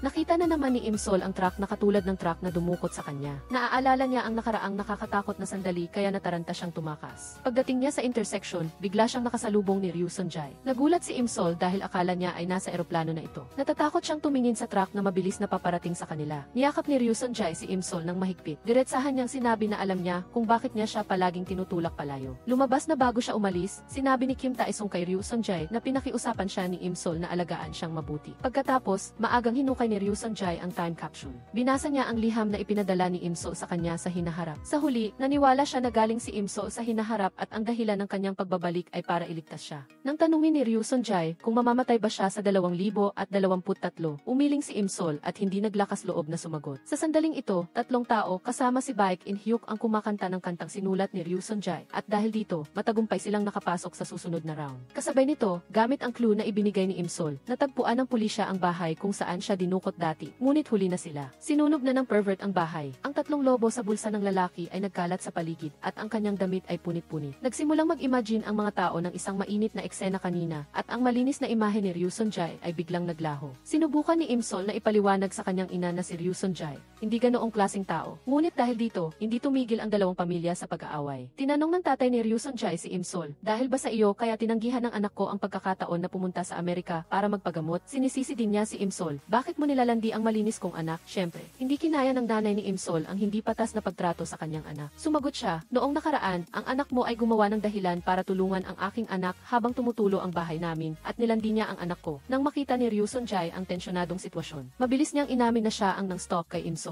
Sa gitna ng pagtatalo, nahulog at nagkalat ang 3 lobo sa buong bahay. Kahit na si Ryu Sonjae, kahit na ipinaliwanag ni Ryu Sonjae na hindi sa kanya iyon, walang naniwala. Napilitan si Ryu Sonjae na tawagin ang tunay na may-ari nito, na saan ang 3 lobo ko. Kaya, sila ay magkasama at palaging itinatago ni Imsol sa kanyang ina ang pakikipag-date niya kay Ryu Sonjae. Dahil alam ni Ryu Sonjae na galing si Imsol sa 2023, gusto niyang magpakita ng maturity, kaya nagsusuot siya ng puting shirt tuwing nakikipag-date sa kanya. Habang pinapanood ang isang passionate kiss sa pelikula, bumilis ang tibok ng puso ni Imsol. Sinasabi nila na kung mahuhuli mo ang nahuhulog na cherry blossom, matutupad ang iyong hiling. Hinawakan ni Ryu Sonjae ang kamay ni Imsol at nahuli ang nahuhulog na bulaklak. Pareho silang nag-wish na sana ay maging masaya ang isa't isa at magkasama silang maging masaya sa mahabang panahon. Sa daan papunta sa eskwelahan, nakatanggap si Ryu Sung-jae ng tawag mula kay Baek In-hyuk. Diretsahang sinabi ni Baek In-hyuk na nakapasok na sila sa susunod na round at papasok na sa selection round. Sa wakas, nang marinig ito ni Im-sol, hinila niya si Ryu Sung-jae para mag-audition, ngunit sinabi ni Ryu Sung-jae na huli na. Labis na nang hinayang si Im-sol dahil marahil ay hindi na magiging singer si Ryu Sung-jae sa hinaharap. Nang makita ni Ryu Sung-jae na gustong-gusto siyang pakinggan ni Im-sol na kumanta, kinabukasan, nagsinungaling siya at inanyayahan siyang manood ng performance ni Baek In-hyuk at palihim siyang umakyat sa entablado. Sa huli, si Ryu Sung-jae mismo ang kumanta ng kantang isinulat niya para kay Im-sol, na labis na ikinatuwa ni Im-sol at napaiyak sa audience. Kasabay nito, nahuli ng pulisya ang driver na kidnapper. Nang tumawag ang driver kay Im-sol, hindi inaasahan na nakatakas ang tusong driver. Pauwi, mayabang na tinanong ni Ryu Sung-jae si Im-sol kung gwapo ba siya habang kumakanta at sagot ni Im-sol ay sobrang gwapo. Sinabi ni Ryu Sung-jae na kung makakabalik siya sa nakaraan, gusto niyang kumanta para sa 20-year-old na si Im-sol dahil baka magustuhan siya ni Im-sol. Kaya sa pagkakataong ito, espesyal na kumanta si Ryu Sung-jae para kay Im-sol. Pagkatapos, sinabi ni Ryu Sung-jae na gusto niyang bumalik sa entablado bilang isang singer dahil pagkatapos ng performance, nakatanggap siya ng business card. Hindi makapaniwala si Im-sol na business card pala iyon ni Director Kim at sinabi ni Director Kim na tutulungan niya ang kanilang grupo na mag-debut at bukod pa rito, gusto nilang pumirma ng kontrata kay Ryu Sung-jae. Pagkarinig nito ni Im-sol, labis siyang natuwa dahil kanina lang ay sinisisi niya ang sarili na baka nahadlangan niya ang kinabukasan ni Ryu Sung-jae. Sinabi ni Im-sol na wala na siyang mahihiling pa dahil hindi pa niya alam na nakatakas pala ang driver na nahuli na. Diretsahang sinabi ni Ryu Sung-jae na ang pinakamalaking hiling niya ay sana bumagal ang oras. Sa sandaling ito, nagmamadaling pumasok si Kim Tae-sung sa ospital dahil ang pulis na in charge sa kaso ni Im-sol ay ang kanyang tatay. Hinila ni Kim Tae-sung ang kurtina, ngunit wala ang kanyang tatay, kundi isang madugong uniforme at ang name tag nito na nakakalat sa kama. Natakot si Kim Tae-sung na baka may nangyaring masama sa kanyang tatay.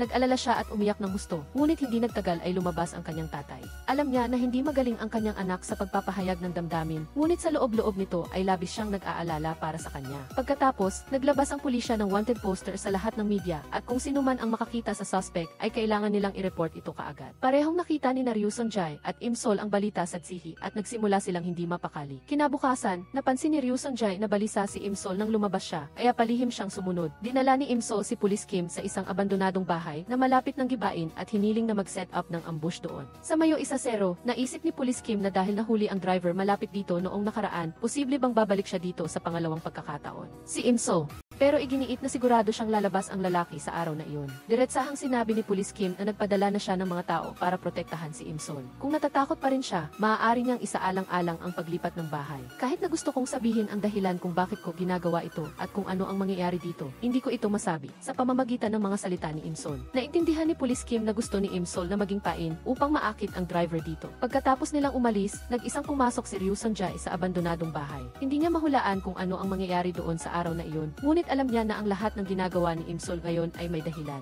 Hindi niya kayang panoorin na mapahamak si Im-sol nang wala siyang ginagawa, at lalong ayaw niyang si Im-sol ang magdusa sa lahat ng ito. Sa oras na ito, ang kuya ni Im-sol at ang kanyang matalik na kaibigan ay nasa isang mainit na relasyon. Nakita ng matalik na kaibigan si Im-sol na dumaan na may dalang mga libro. Dahil ayaw niyang makita ni Im-sol, mabilis silang tumalon sa tubig. Nakita ni Im-sol si Ryu Sung-jae at nagreklamo na mabigat ang mga libro at walang sinabi si Ryu Sung-jae kundi kinuha ang mga libro para sa kanya. Inihatid ni Ryu Sung-jae si Im-sol pauwi. Chinek niya kaagad ang pinto ng bahay ni Im-sol para makita kung may problema. Para masigurado ang kaligtasan ni Im-sol, diretsahan niyang sinabi na gusto niyang tingnan ang paligid. Natakot si Im-sol kaya dali-dali siyang pumasok sa kwarto at inayos ang kanyang mga damit na nagkalat. Pagkatapos, chinek din ni Ryu Sung-jae ang bintana ng kwarto ni Im-sol. Reklamo niya na lumana ang bintana kaya gusto niyang lagyan ito ng anti-theft screen para kay Im-sol. Pagkatapos, pinayuhan niya si Im-sol na kapag matutulog, dapat niyang i-lock ng mahigpit ang bintana at pinto at dalhin ang electric baton at iba pang protective equipment. Bigla silang nakarinig ng tunog ng basag na salamin sa labas ng pinto. Lumabas na ang kuya ni Im-sol ay inuwi ang kanyang girlfriend para magpalit ng damit at nakita niya si Im-sol na inihahatid si Ryu Sung-jae pauwi. Pareho silang ayaw na mahuli kaya palihim silang nagtago sa ilalim ng lamesa, ngunit hindi inaasahang nabasag nila ang isang baso. Kaya, tumakas sila sa iba't ibang lugar at akala ni Im-sol ay pumasok na sa kanyang bahay ang driver. Hindi pa man niya nakikita ang mukha ng kabilang panig, agad na siyang sumuntok gamit ang electric baton. Dahil dito, nawala ng malay ang kanyang kuya sa kuryente. Mabilis na tumakbo ang girlfriend at niyakap ang kanyang kuya at doon lang nalaman ni Im-sol na ang kanyang kuya at ang kanyang matalik na kaibigan ay nagkakilala na noong college. Pagkatapos, nag-alok ang kanyang kuya ng isang kasunduan. Pumayag siya na maging mag-on sina Im-sol at Ryu Sung-jae, ngunit kailangan din ni Im-sol na tanggapin sila ng kanyang girlfriend. Nang marinig ito, agad na sumagot si Ryu Sung-jae na kahit natutol ang ang kanyang kuya, hindi sila maghihiwalay. Pagkatapos, diretsahang sinabi ni Ryu Sonjae na kung alam ni Imsol kung ano ang mangyayari sa kanilang hinaharap, ngunit matigas siyang tumutol, dapat na silang maghiwalay ngayon. Matapos mag-isip ng malalim, biglang naramdaman ni Imsol na hindi niya kayang iwan ang mga cute na bata. Kung gusto mo ng kaligayahan, may presyo itong kapalit. Kung hindi sila magpapakasal, hindi magkakaroon ng mga cute na bata na ito. Marahil iyon ang kanilang tadhana. Pinapaalala ni Ryu Sonjae kay Imsol na kung sinubukan mo na, ngunit hindi mo pa rin mababago ang tadhana, ibig sabihin ay hindi mo rin mababago ang katotohanan. Tinanong ni Imsol si Ryu Sonjae kung kailan siya pipirma ng kontrata. Sinabi niya na naghihintay siya ng balita mula kay Baek In-hyuk, ngunit hindi niya ito mahanap. Nag-alala si Imsol na baka may masamang nangyari kay Baek In-hyuk. Noong gabing iyon, hindi maalis sa isipan ni Ryu Sonjae ang petsang Mayo 1-0 na binanggit ni Imsol. Binuksan niya ang kanyang telepono at nakita na Mayo 4 na ngayon. Sa sandaling ito, hindi mapakali si Ryu Sonjae. Kinabukasan, hinanap nila si Baek In-hyuk, ngunit nakasalubong si Kim Taesung.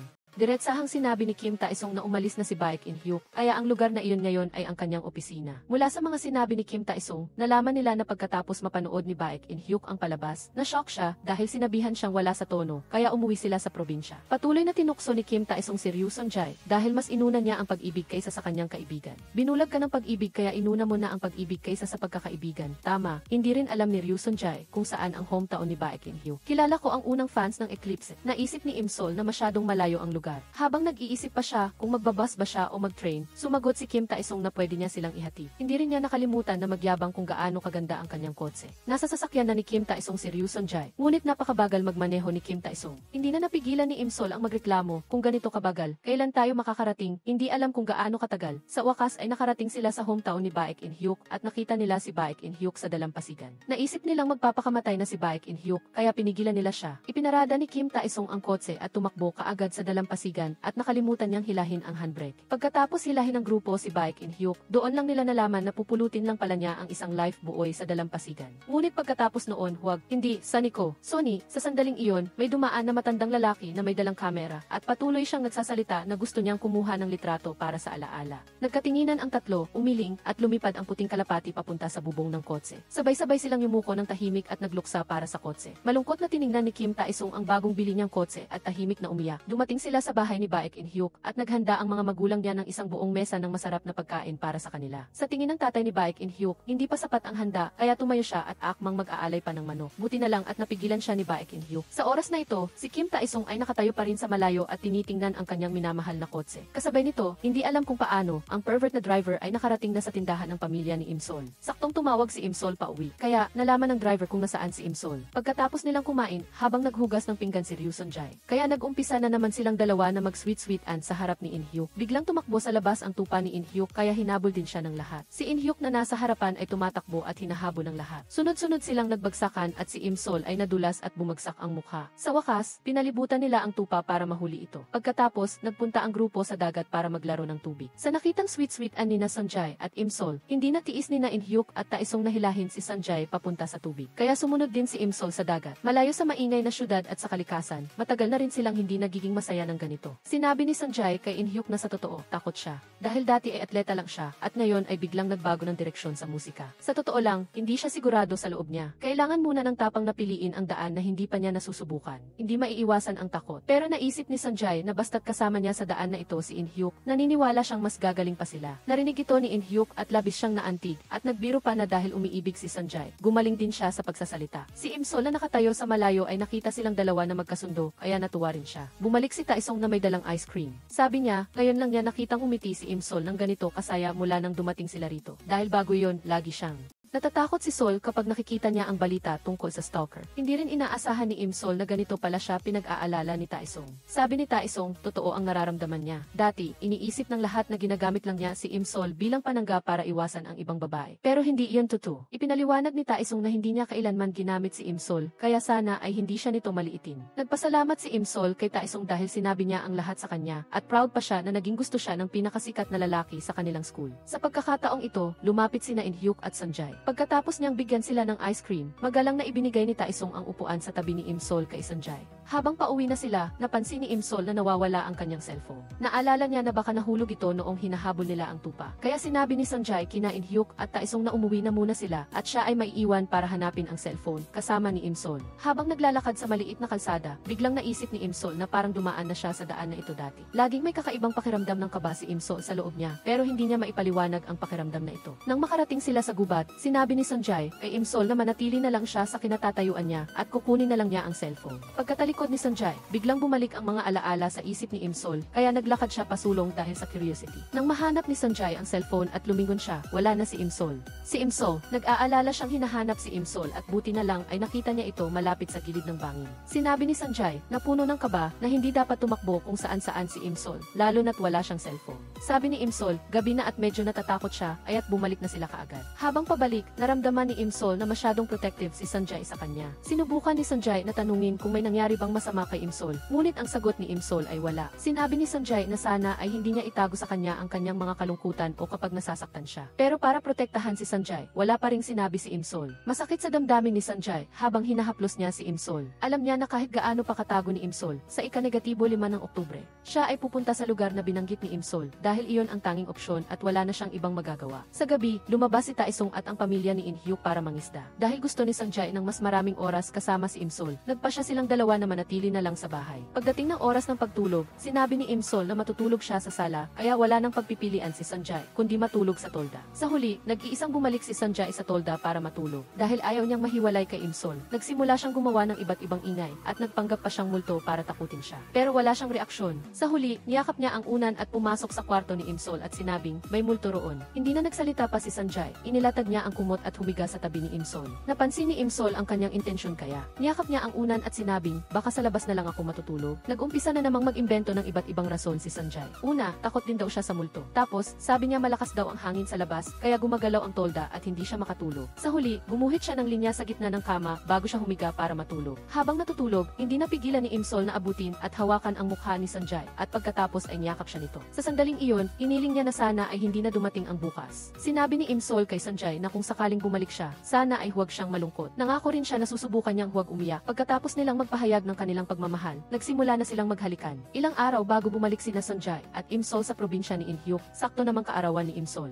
Noong araw na iyon, pumunta sila sa park para magdiwang ng kaarawan. Nag-enjoy silang dalawa. Naging curious si Sanjay kung ang park na ito ay mananatili pa sa hinaharap o hindi. Pakiramdam ni Imsol, baka, dahil hindi siya sigurado. Kung binago niya ang hinaharap, magbabago din kaya ang lugar na ito. Pero kaagad na nag-set ng appointment si Sanjay na magkita sila rito sa hinaharap. Pupunta silang muli rito. Habang nakasakay sila sa Ferris wheel, sikretong bumili si Sanjay ng birthday cake. Kinantahan niya si Imsol ng key happy birthday at binigyan siya ng kwintas bilang regalo. Labis na nagpapasalamat si Imsol kay Sanjay dahil nagdiwang niya ang kanyang kaarawan kasama niya. Nagpapasalamat din si Sanjay kay Imsol dahil nilakbay niya ang oras para muling magpakita sa harap niya. Ganoon siya magkakaroon ng pagkakataon na panatilihin si Imsol. Sinabi rin ni Imsol ang totoo na ang taong nagligtas sa kanya sa hinaharap at nag-udyok sa kanya na mabuhay ay si Sanjay. Hindi napigilan ni Sanjay na halikan si Imsol. Pagkatapos ng pagbisita nila sa probinsya ni In-hyuk, naghanda na sila para sumakay sa tren pauwi. Mahinang ginising ni Sanjay ang natutulog na si Imsol na nasa tabi niya. Pero sa pagkakataong ito, parang nag-iba si Imsol at naging ibang tao. Bakit ako nakaupo rito kasama ka? Hindi, baka bumalik ka na? Mag-isang tumakbo si Imsol palabas ng tren, iniwan si Sanjay na nakatayo at umiiyak. Dahil nangako siya kay Imsol na kung sakaling babalik ito, dapat ay hindi siya umiyak. Pero hindi alam ni Sanjay na lahat ay arte lang ni Imsol. Dahil kahapon, nakita niya ang hinaharap sa bangin. Sa tabi ng bangin na iyon, nakita niya sina Sanjay, siya, at ang driver na lalabas. Natakot siya na baka masaktan si Sanjay dahil sa pangyayaring ito. Kaya nagpa siya si Imsol na manatili at harapin ang lahat. Naramdaman ni Imsol na kailangan niyang ayusin ang kanyang tadhana sa sarili niyang kamay. Nagdasal siya na sana ay huwag siyang sundan ni Sanjay. Sa pagkakataong ito, dumating na ang driver sa istasyon ng tren. Sa kabilang banda, dumating na rin si Detective Kim sa bahay para pag-usapan ang dating pagdukot kay Imsol. Nag-alala ang nanay ni Imsol na baka nasa peligro siya, kaya tinawagan niya ito para pilitin na umuwi na siya. Sinabi rin niya na dapat ay nasa lugar lang si Imsol na maraming tao. Pero sinabi ni Imsol sa nanay niya na nasa tabi niya si Sanjay para lokohin siya.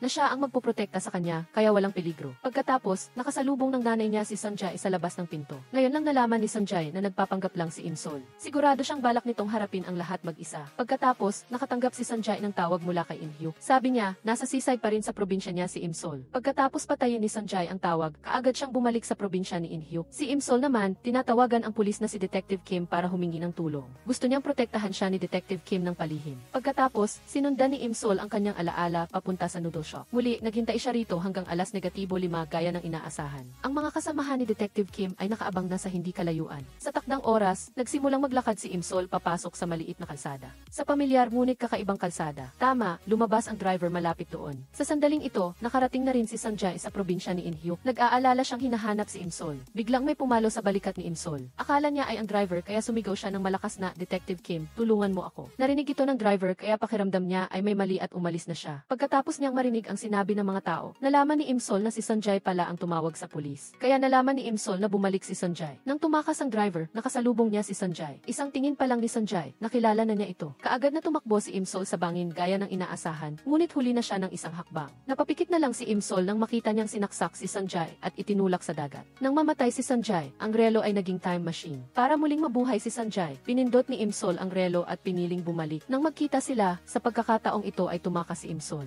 Naramdaman niya na mula sa simula ay hindi dapat sila nagkita. Sa ganoong paraan, hindi mamamatay si Sanjay para iligtas siya. At dahil dito, para maiwasan si Sanjay, nagpa siya si Imsol na lumipat ng bahay. Pagkaalis ni Imsol, lumabas si Sanjay sa pintuan ng bahay. Nag-cruise ang kanilang landas at hindi sila nagkita. Mula noon, hindi na nag-cruise ang kanilang mga buhay at wala nang baka sa buhay ng isa't isa. Sa isang iglap, 2023 na. Sa pagkakataong ito, walang nagbago, ikinasal pa rin ang kanyang kuya sa kanyang best friend. Silang dalawa ay may 2 cute na anak. Sa nakitang masayang pamilya, naramdaman ni Imsol na satisfied siya. Bagamat marami siyang binago sa hinaharap at nagbayad din siya ng malaking halaga at nawala pa sa kanya ang taong pinakamahalaga sa kanya, pero at least, buhay si Sanjay. Ngayon, si Imsol ay isang scriptwriter sa isang film company. Sa kasalukuyan, pinagsasabihan siya ng kanyang agent. Gusto ng agent na pumunta si Imsol sa set para kumbinsihin ang aktor na ayaw mag-shoot ng kissing scene. Kung papalitan ng direktor ang aktor, hindi lang mawawala ang investors, kundi baka maabandon pa ang buong pelikula. Kaya wala nang ibang magawa si Imsol kundi tumakbo at subukan. Ngunit kahit anong isipin ni Imsol,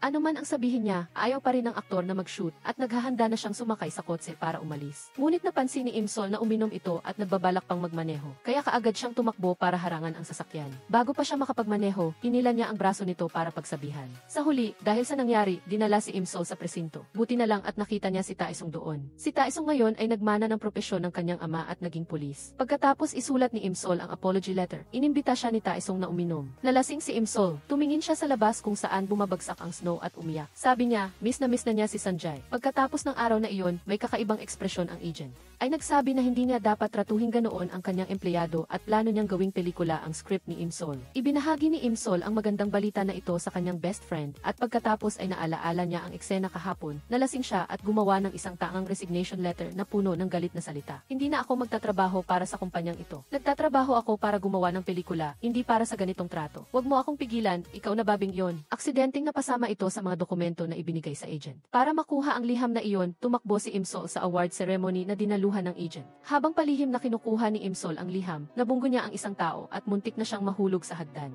Ang taong sumalo sa kanya ay si Sanjay. Sa wakas, nakita niya si Sanjay na matagal na niyang namimiss pero hindi niya kayang tumingin ng diretso sa mukha nito. Natatakot siya na mag-cruise muli ang kanilang landas. Nagtanong si Sanjay kung sino si Imsol. Hindi napigilan ni Imsol ang umiyak. Nang makita ni Sanjay na umiiyak si Imsol, hindi niya napigilan ang magtanong, bakit ka umiiyak? Wala naman akong ginawa para paiyakin ka. Pagkatapos punasan ni Imsol ang kanyang luha, kinuha niya ang liham at umalis. Pero hindi niya alam na ang resignation letter niya at ang award letter ni Sanjay ay sabay na nahulog sa sahig at nagkamali pa siya ng pinulot. Nang makauwi si Imsol, doon lang niya napansin na nagkamali siya ng pinulot na liham. Pagkatapos noon, nakita niya sa gihi si Sanjay na naghahanda na basahin ang award letter. Dahil ang simula ng resignation letter ay ako, na matalino at talented, ay kailangang mag-resign, kaya ang nakakatawang eksena na ito ni Sanjay ay kumalat. lahat. Mayroon pang fan na nagbiro na nagdagdag si Sanjay ng highlight sa award ceremony. Pagkatapos, binuksan ni In Hyuk ang resignation letter. Nang basahin niya ito, alam na niya agad na isinulat ito habang lasing, pero naawa pa rin siya sa nilalaman nito. Kaya pala nag-resign. Bagamat naging katatawanan si Sanjay dahil dito, naisip niya na mawawala rin iyon sa loob ng 2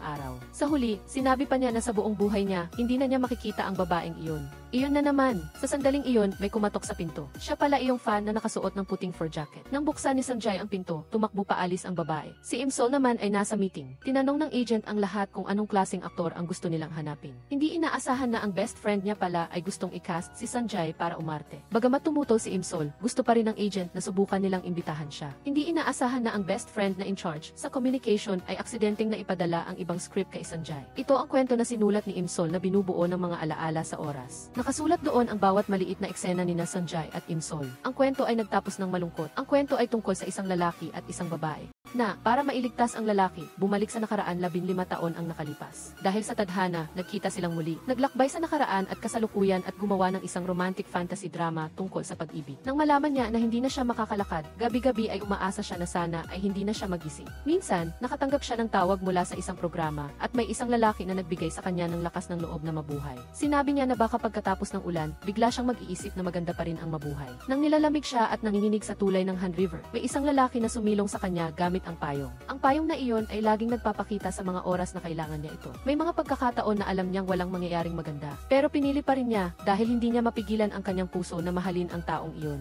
Ganoon ang nangyari hanggang sa itulak ang lalaki mula sa bangin at muli siyang namatay para iligtas ang babae. Para muling mabuhay ang lalaki, bumalik sa nakaraan ang babae sa panahong unang nagkita sila. Sa pagkakataong ito, nagpa siya siyang putulin ang kanilang ugnayan. Naglaho siya sa buhay ng lalaki. Nalimutan ng lalaki ang lahat ng alaala niya tungkol sa babae. Namuhay siya sa sarili niyang buhay habang ang babae ay nakatayo sa malayo at pinapanood ang lalaki na sumisikat. Inisip ng babae na tama ang kanyang ginawa. Mula sa simula, hindi dapat tayo nagkita. May isang kanta na nasa alaala ng babae. Ang pamagat ng kantang iyon ay Shower. Ito ang kantang sinulat ng lalaki para sa babae. Pagkatapos basahin ni Sanjay ang script na sinulat ni Imsol, naantig siya at naiyak. Sinabi ni Sanjay sa kanyang manager na hindi niya mapigilan ang kanyang luha. Kailangan niyang umarte sa pelikulang ito. Pagkatapos ng ilang sandali, nalaman ni Sanjay na si Imsol ang scriptwriter. Pero pagpasok ni Imsol at nakita si Sanjay, sinabi niya na sana ay huwag na lang itong umarte sa pelikula. Ang dahilan ay hindi raw bagay ang kanyang imahe sa male lead ng pelikula. Pagkatapos sabihin ito ni Imsol, umalis na siya. Hindi maintindihan ni Sanjay kung bakit pakiramdam ng babae na hindi siya bagay sa role. Ito ang unang pagkakataon na tinanggihan siya ng iba. Si Imsol, pagbalik sa kumpanya, naisip niya na si Sanjay.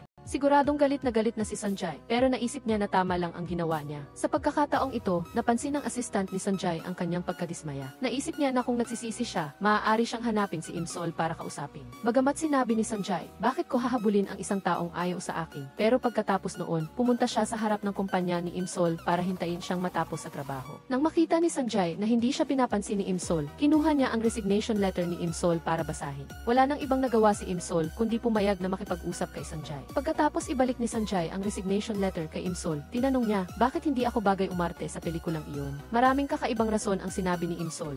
Una, matanda na raw si Sanjay para umarte bilang high school student. Sinabi pa niya na ianghel siya at huwag siyang makikisama sa mga taong ipinanganak sa taon ng kabayo. Sumagot si Sanjay na, wala naman akong sinabing pakakasalan mo ang isang taong ipinanganak sa taon ng kabayo. Bakit galit na galit ka sa kanila? Naniniwala ka ba sa tadhana? Hindi nag-isip si Imsol at sumagot na naniniwala ako. Kung ipinagbabawal ang tadhana, hindi ko gagawin. Sa daan pa uwi, hindi napigilan ni Imsol ang umiyak ng malakas. Nagtago siya kay Sanjay sa loob ng 15 taon at namimiss niya ito palagi pero hindi pa rin niya kayang makita ito. Ngayon na sa wakas ay nagkita na sila, kailangan pa rin niyang iwasan ito. Sa gabing iyon, nanaginip si Sanjay ng isang napakakakaibang panaginip. Akala niya ay naapektuhan siya ng script ni Imsol. Pagkatapos, nalaman niya mula kay In Hyuk na ang artist na nakatrabaho ni Imsol sa nakaraang pelikula ay ipinanganak sa taon ng kabayo. Lalo pang nagalit si Sanjay nang isipin niya ito. Hindi niya maintindihan kung bakit ginamit ni Imsol ang walang kwentang dahilan na iyon para tanggihan siya. Pagkatapos, tinawagan niya si Imsol. Nang marinig ni Imsol ang boses niya, kaagad niyang pinatay ang tawag. Kaya sinabi ni Sanjay sa kanyang assistant na tawagan siya. Hindi inaasahan na sinagot ni Imsol ang tawag at pumayag pa siyang makipag-usap sa assistant ng matagal. Ipinaabot ng assistant ang intensyon ni Sanjay na gusto niyang mag-invest para makapag-arte pero tinanggihan pa rin siya ni Imsol. Nang makita ito ni Sanjay, sinabi niya na pumapayag siyang magbawas ng presyo.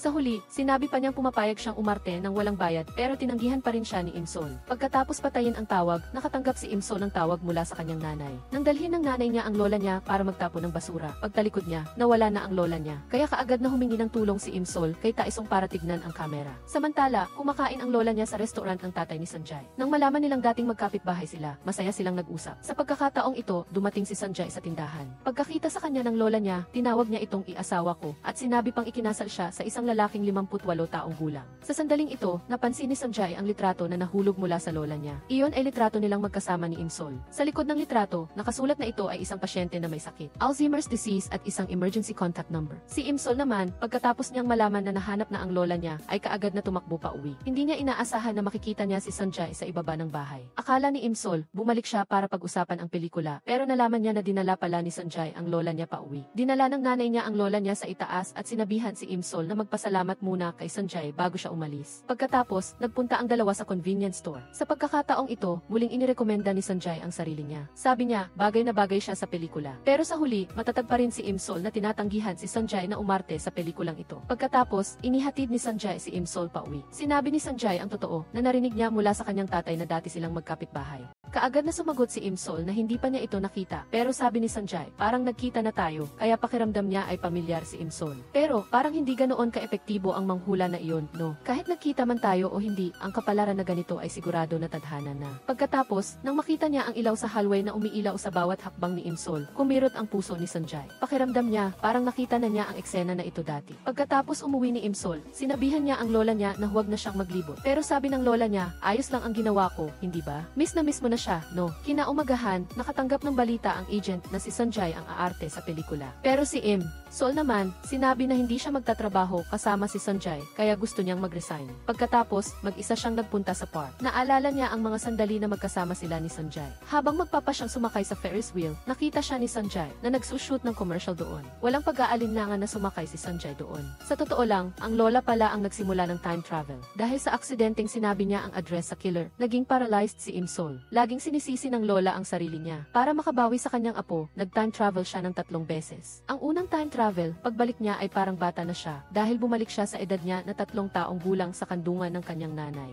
Kaya pala may suot na relo ang lola, ibig sabihin, siya ang unang nag-travel sa oras. Ang pangalawang paglalakbay niya ay bumalik sa kanyang asawa. Bumalik siya sa edad na 58 noong pinakasalan niya ang lalaking mahal niya. Kaya nang bumalik siya, nagkamali siya ng pagkilala kay S.E.A. bilang kanyang huling asawa. Para iligtas si Imsol, ginamit ng lola ang pangatlong pagkakataong mag-travel sa oras. Kaya naaalala pa rin ng lola ang nangyari kay Imsol na naparalisa ang dalawang binti. Kahit na matanda na siya at may sakit na Alzheimer, palagi niyang naaalala na kailangan niyang protektahan ang relo para sa kanyang apo para madaling gamitin ni Imsol. Sa bawat oras na nagigising ang kanyang isipan, palagi niyang ginagawa ang lahat para sa kaligayahan ni Imsol. Sa huli, ang lahat ng pagbabago sa buhay ni. Ang pagkikita ni na Imsol at si EJ ay dahil sa pagsisikap ng lola. Nang umakyat si EJ sa Ferris wheel, naunawaan niya na mahal niya ang dalagang nasa harapan niya. Sinabi ni EJ na mayroon siyang kakaibang nararamdaman kamakailan. Pakiramdam niya na ang mga bagay na naranasan niya kasama si Imsol ay nangyari na dati. Kanina lang, dahil sa parehong pakiramdam kaya siya sumakay sa Ferris wheel. Malinaw na ito ang unang beses, ngunit hindi ito bago sa kanya, parang nangyari na dati. Pagkatapos ay nakita ni Imsol ang kwintas sa liig ni GT. Iyon ang regalo sa kanyang ika-negatibo 58 na kaarawan na ibinigay ni GA sa kanya. Biglang, huminto ang kanilang Ferris wheel sa pinakamataas na punto. Lumabas na ito ay dahil sa brownout. Sinabi ng staff na maghintay lang sila sandali at ayusin agad ito. Ngunit biglang sumama ang pakiramdam ni Imsol at nilagnat. Nang makabalik sila sa lupa, mabilis na dinala ni GA si Imsol sa kanyang bahay. Dahil maraming tao sa emergency room, kinailangan ni GA na magpatawag ng pribadong doktor sa bahay para turukan at salinan ng dextrose si Imsol. Inutusan din niya ang kanyang assistant na bumili ng gamot para sa lagnat. Pagkatapos ay dumating ang grupo ni Baek in Hyuk sa bahay ni GD para uminom, ngunit pinalaya sila ni GK dahil sa ingay nila. Kinaumagahan, nagising si Imsol at nakita ang sarili sa bahay ni GD. Nagulat siya. Nang aalis na siya ng tahimik, bigla siyang nakabangga kay GD. Sinadya ni GD na sabihin na nasa kotse ang sapatos niya at aabutin pa ng kalahating oras bago ito dalhin ng assistant at sinabi niya kay Imsol na mag-almusal muna at pagkatapos ay ihahatid niya ito pa uwi. Sumang-ayon naman si Imsol. Nang handa na silang umuwi, natuklasan ni Imsol na tinago ni GK ang kanyang sapatos sa loob ng shoe cabinet. Nang bumaba silang dalawa, nakasalubong nila si Taesong. Mabilis na ipinaliwanag ni Imsol na nasa bahay siya ni GK para sa trabaho dahil sa kanilang collaboration para sa isang pelikula. Sumakay si Taesong sa kanilang sinabi at inalok si Imsol na ihatid. Pinanood ni Ji ang pag-alis ng dalawa at nagsimulang magselos. Nang makarating si Imsol sa kanyang agency, umiiyak ang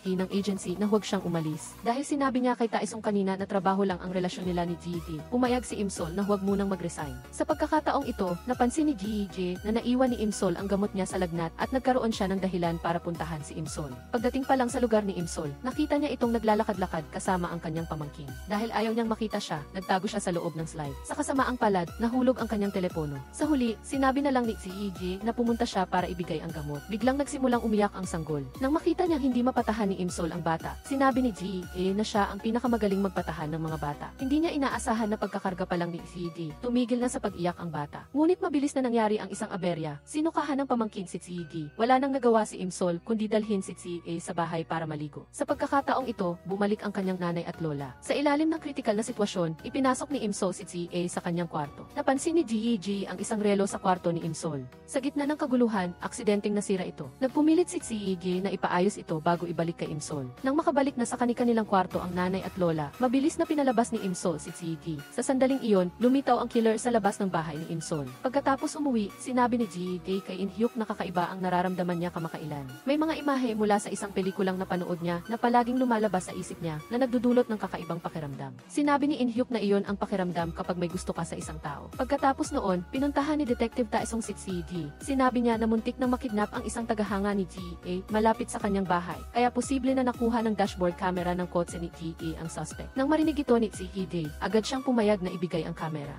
Napanood din ni Taesung. Kinabukasan, nagpulong ang management agency ni Ji at ang production company ni Imsol. Nagkasundo ang dalawang panig na magtulungan. Sa pagkakataong ito, nagbigay si Ji ng ideya tungkol sa ending ng pelikula. Inisip niya na sa huli, maaalala ng bida ang mga alaala at ibigin ang bidang babae. Ngunit matatag si Imsol na ang ending na sinulat niya ay ang pinakamabuti na. Ayaw niyang magkasama ang dalawang taong may malungkot na kapalaran. Kung magkikita muli sila, paano kung masaktan ulit ang bida? At kung ililigtas niya ito, paano kung mawawala na naman ito? Ngunit agad na sinagot ni Ji na ang buhay ng tao ay limitado. Kahit sino pa man, darating ang araw na mawawala sila. Ngunit sa kabila nito, si Imsol ay naniniwala pa rin na gusto ng bidang babae na mabuhay ng mas matagal ang bida. Mahalaga ba na mabuhay ng mas matagal? Kahit sandali lang, mas maganda pa rin na makasama ang taong mahal mo. Paano kaya matatapos ang tadhana? Kung mahuhulog sila ulit sa pag-ibig, gaano iyon kasakit? Nang umuwi, hinabol ni Ji si Imsol. Sa huli, ipinagtapat ni Ji ang kanyang nararamdaman kay Imsol. Hindi niya alam kung bakit, ngunit lagi niya itong naaalala at nag-aalala siya para dito. Si Imsol, dahil gusto niyang iwasan na magkabuhol muli ang kanilang tadhana, ay diretsahang tinanggihan si Ji na sinasabing mayroon na siyang gusto. Sa huli, hiniling pa niya na mabuhay ng malusog at matagal si Ji. Nang ihatid ni Taesung si Imsol pa uwi, sinabi niya rin na gusto niya ito.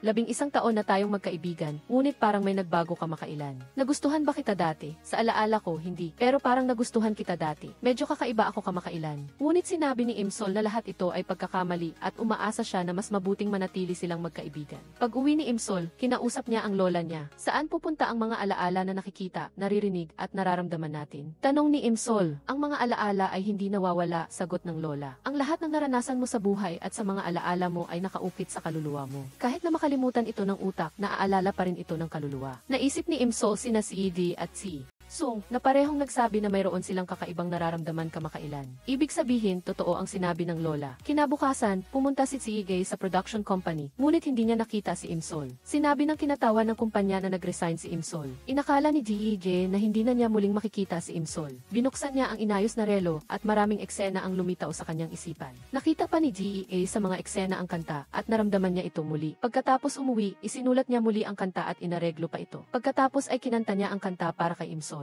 Nang muling marinig ni Imsol ang kanta, naalala niya ang mga sandali na kasama niya si Ji at hindi niya mapigilan ang pag-iyak. Sa pagkakataong ito, si Taesung nakilala ang kinaroroonan ng killer, kaya naghanda siyang hulihin ito, ngunit nakatakas ito. Pagkatapos ay naghabulan ang dalawang sasakyan sa kalsada. Nakatayo si Ji habang naghihintay sa kanyang manager at binuksan niya muli ang relo. Sa pagkakataong ito, mas maraming alaala ang lumitaw sa kanyang isipan. Unti-unti, naalala niya ang lahat ng nakaraang alaala at lumitaw din ang mga bagay na naranasan niya kasama si Imsol. Nalula si Ji sa mga alaala sa kanyang isipan. Pumunta siya sa tabi ng kalsada at sa sandaling iyon, sumugod ang dalawang sasakyan. Sa huling sandali, naharangan ni Taesung ang sasakyan ng killer. Nabagsak si Ji-Jae sa kalsada. Naka-ospital si Ji-Jae dahil na-trigger ang kanyang mga alaala at nabagsak siya. Bumaba si Taesung sa kanyang sasakyan at agad na inaresto ang killer. Pero sa kasamaang palad, inatake siya ng killer at tumakas ito. Agad na hinabol ni Taesung ang killer. Sa pagkakataong ito, tumakbo ang killer patungo sa isang kalsadang maraming sasakyan. Gusto niyang tumawid sa kalsada para makatakas, ngunit hindi niya inaasahan na mayroong truck na paparating. Sa huli, hindi siya nakatakas. Nanlaki ang mata ni Taesung nang makitang bumagsak ang killer sa tulay matapos mabangga. Ang eksena ay parehong-pareho sa kung paano sinaktan ng killer si Ji at nahulog sa tubig. Sakto naman na narinig ni Im-sol sa taxi ang balita. Habang hinahabol ng pulis ang killer, na aksidente ito at namatay sa lugar. Naisip ni Im-sol si Ji-Jae, ngunit na-trap siya sa traffic. Hindi siya makapag-antay, kaya bumaba siya sa taxi at tumakbo papuntang ospital. Nagising na si Ji-Jae. Sa ospital, naaalala niya ang lahat. Binunot ni Ji-Jae ang gi at nagmamadaling tumakbo para hanapin si Im-sol. Ito ang pag-ibig na nagmumula sa magkabilang panig. Sa huli, nagkita sila sa tulay. Nang makita ni Im-sol si Ji-Jae, gumaan ang kanyang loob. Buti na lang at hindi siya nasugatan. Nakahinga ng maluwag si Im-sol. Tinanong ni Ji-Jae si Im-sol kung bakit siya nagmamadali. Alam ba niyang na-aksidente siya, kaya siya tumakbo para bisitahin siya. Hindi pagsisinungaling ni Im-sol. Nagtanong ulit si Ji-Jae kung bakit siya umiiyak. Nagpumilit pa rin si Im-sol na tanggihan ito. Alam na niyang magiging malungkot ang katapusan, hindi ba niya balak baguhin ang tadhana? At bukod pa rito, nabago na ang ending. Pagkatapos magsalita ni Ji-Jae, tumakbo siya at niyakap si Im-sol. Im-sol, naaalala ko na ang lahat. Bakit mo ginawa ito? Paano mo naalis ang sarili mo sa buhay ko? Paano ako mabubuhay kung wala ka? Sa sandaling ito, ang nararamdaman ni Im-sol na itinago niya sa loob ng 15 taon ay nailabas na niya. Niyakap niya ng mahigpit si Ji-Jae at umiyak. Paulit-ulit na humingi ng tawad si Ji-Jae kay Im-sol. Na-late ako. Inalikan ni Ji-Jae si Im-sol. Bumalik sila sa bahay ni Ji-Jae. Ayaw ni Ji-Jae na mawala ng isang segundo kasama si Im-sol, kaya mahigpit niya itong yakap. Habang nakayakap kay Im-sol, naramdaman niya ang matinding kaligayahan. Sinabi ni Ji-Jae na nakakahinayang ang mga araw na nakalimutan niya si Im-sol. Kung sakaling burahin ulit ni Im-sol ang kanyang mga alaala, gagawin niya ang lahat para maalala ito. Sumang-ayon si Im-sol kay Ji-Jae na hindi na niya gagawin iyon dahil patay na ang killer. Tapos na ang lahat. Naisip ni Ji-Jae, parang hindi ko kailanman nakalimutan si Im-sol. Maraming taon na ang nakalipas, habang dumadaan siya sa isang tindahan ng alahas, bigla siyang umiyak nang makita ang isang kwintas. Pagkatapos, binili niya ang kwintas na iyon. Kaya kahit na makalimutan ka ng utak ko, naaalala ka pa rin ng puso ko. Ito ay patunay na totoo ang sinabi ng lola, ang mga alaala ay hindi nawawala kundi nakaukit sa kaluluwa. Pagkatapos ay isinuot ni Ji-Jae ang kwintas kay Im-sol. Sa kabilang banda, nakaupo si Taesung at ang kanyang tatay sa labas ng police station at nag-uusap. Sinabi ni Taesung, ang trunk ng kotse ng killer ay may mga sandata para sa ilang 10 kaso. Ito ay sinadyang pagpatay. Sabi niya, matagal na siyang naghinala dahil noong 2008 nang mahuli niya ito, hinatulan ito ng 6 na taong pagkakakulong. Noong panahong iyon, naisip niya na pagkalabas nito sa kulungan, ulitin nito ang krimen. Ang ganitong uri ng killer ay hindi nakakaramdam ng pagsisisi. Sa huli, inalo ng tatay si Taesung na huwag mag-isip ng sobra. Wala siyang ginawang mali. Sa totoo lang, hindi na maiiwasan ang kamatayan ng killer. At dahil namatay na siya, may ibang buhay na mabubuhay. Tiningnan ni Taesung ang larawan ni Ji-Jae sa kanyang kamay.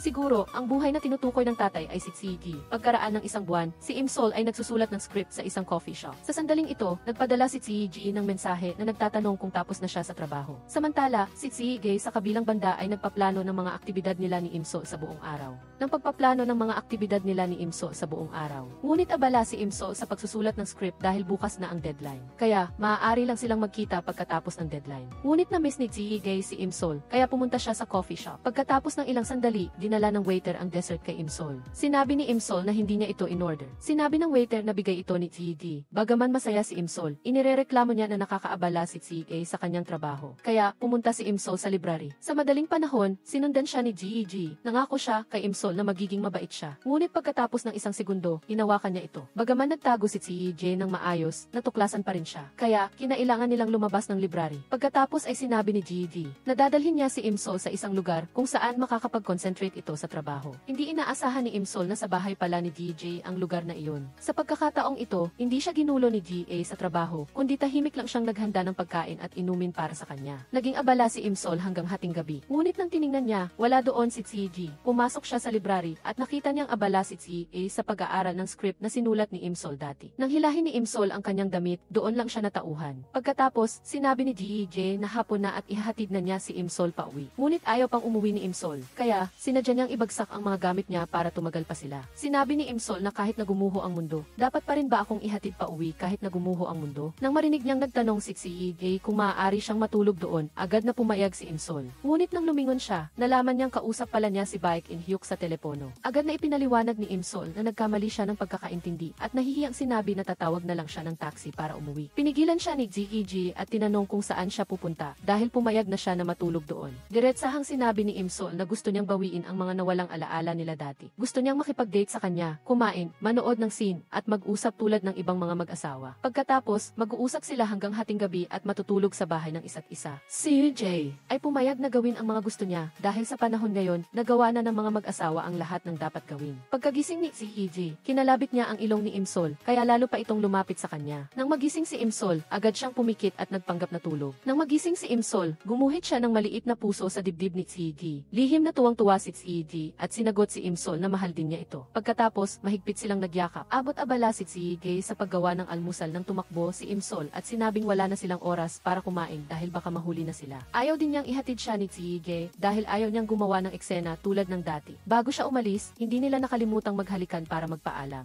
Hindi nagtagal, naging trending ang relasyon ni GD. Hindi pa rin napapansin ni Amy Ryu na si Imsol ang babaeng malabo ang mukha sa larawan. Sa larawan pa lang, nakikita niya na ang babae ay disente at matalino, kaya naman nagustuhan ito ng kanyang anak. Nakita rin ng nanay ni Imsol ang balita na ito. Sa larawan pa lang, alam na niya na gusto ni GJ na pakasalan ang babae. Pagkatapos, nag-alala siya kung marunong ba si GJ na pumili ng girlfriend nang hindi niya alam na ang babaeng iyon ay ang kanyang sariling anak na babae. Sa kabilang banda, pinasama ni GA sina Baek In-hyuk at ang kanyang assistant para mamili ng singsing sa kasal. Maraming singsing na sinukat ang dalawa, ngunit hindi pa rin makapili si GD. Kinabukasan ay kaarawan ng pamangkin ni Imsol. Hindi inaasahan ni Imsol na pinili ng kanyang kuya ang restaurant ng tatay ni GA dahil sa tingin niya ay makakakuha siya ng discount dahil dating magkapitbahay. Nang makita ito ni Imsol, agad niyang tinawagan si GD at sinabing huwag na itong pumunta dahil nagkita na ang tatay ni GD at ang nanay ni Imsol at pinupuri ang kani-kanilang anak. Paulit-ulit na sinabi ng tatay ni GD na parang nakita na niya si Imsol sa isang lugar at sa tingin niya ay hindi bagay ang kanyang anak sa kanya. Bakit naman hindi bagay? Magkakaroon na ako ng magandang manugang, sabi ng nanay ni Imsol. Ang boyfriend ng anak ko, sabi niya ay pupunta raw siya ngayon. Habang nag-uusap sila, pumasok si GD. Tuwang-tuwa ang nanay ni Imsol nang makita ang isang sikat na artista. Samantala, inakala ng tatay ni GD na bibisitahin siya ng kanyang anak, ngunit nakita niyang ibinigay ng kanyang anak ang basket ng prutas sa nanay ni Imsol.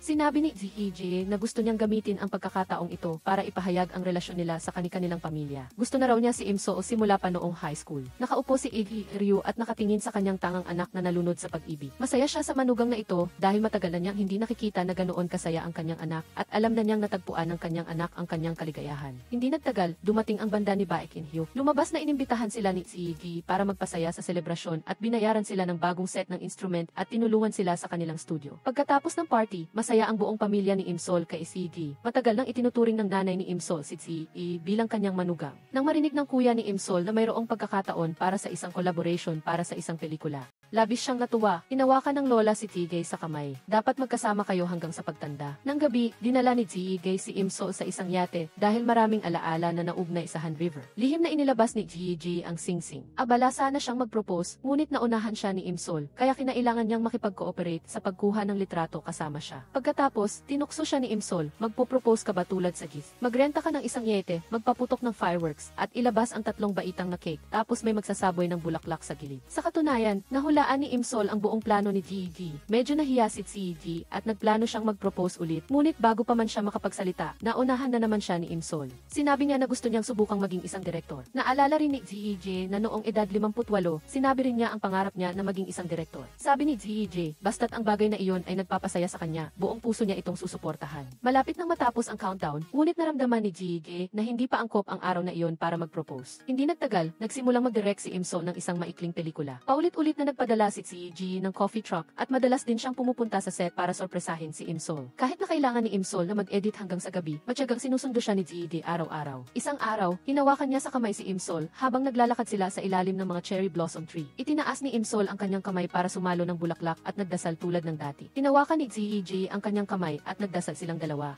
Agad-agad na isinuot ni GG ang singsing sa kamay ni Imsol. Nais niya na sa hinaharap makakasama niya ito habang buhay. Pagkatapos, isinuot niya ang singsing sa kamay ni Imsol. Sabay silang tumingin sa eksena ng kasal. Dito nagtatapos ang istorya ngayon. Salamat sa panonood ng pelikula. Ano sa tingin ninyo ang pelikulang ito? Mag-comment sa ibaba.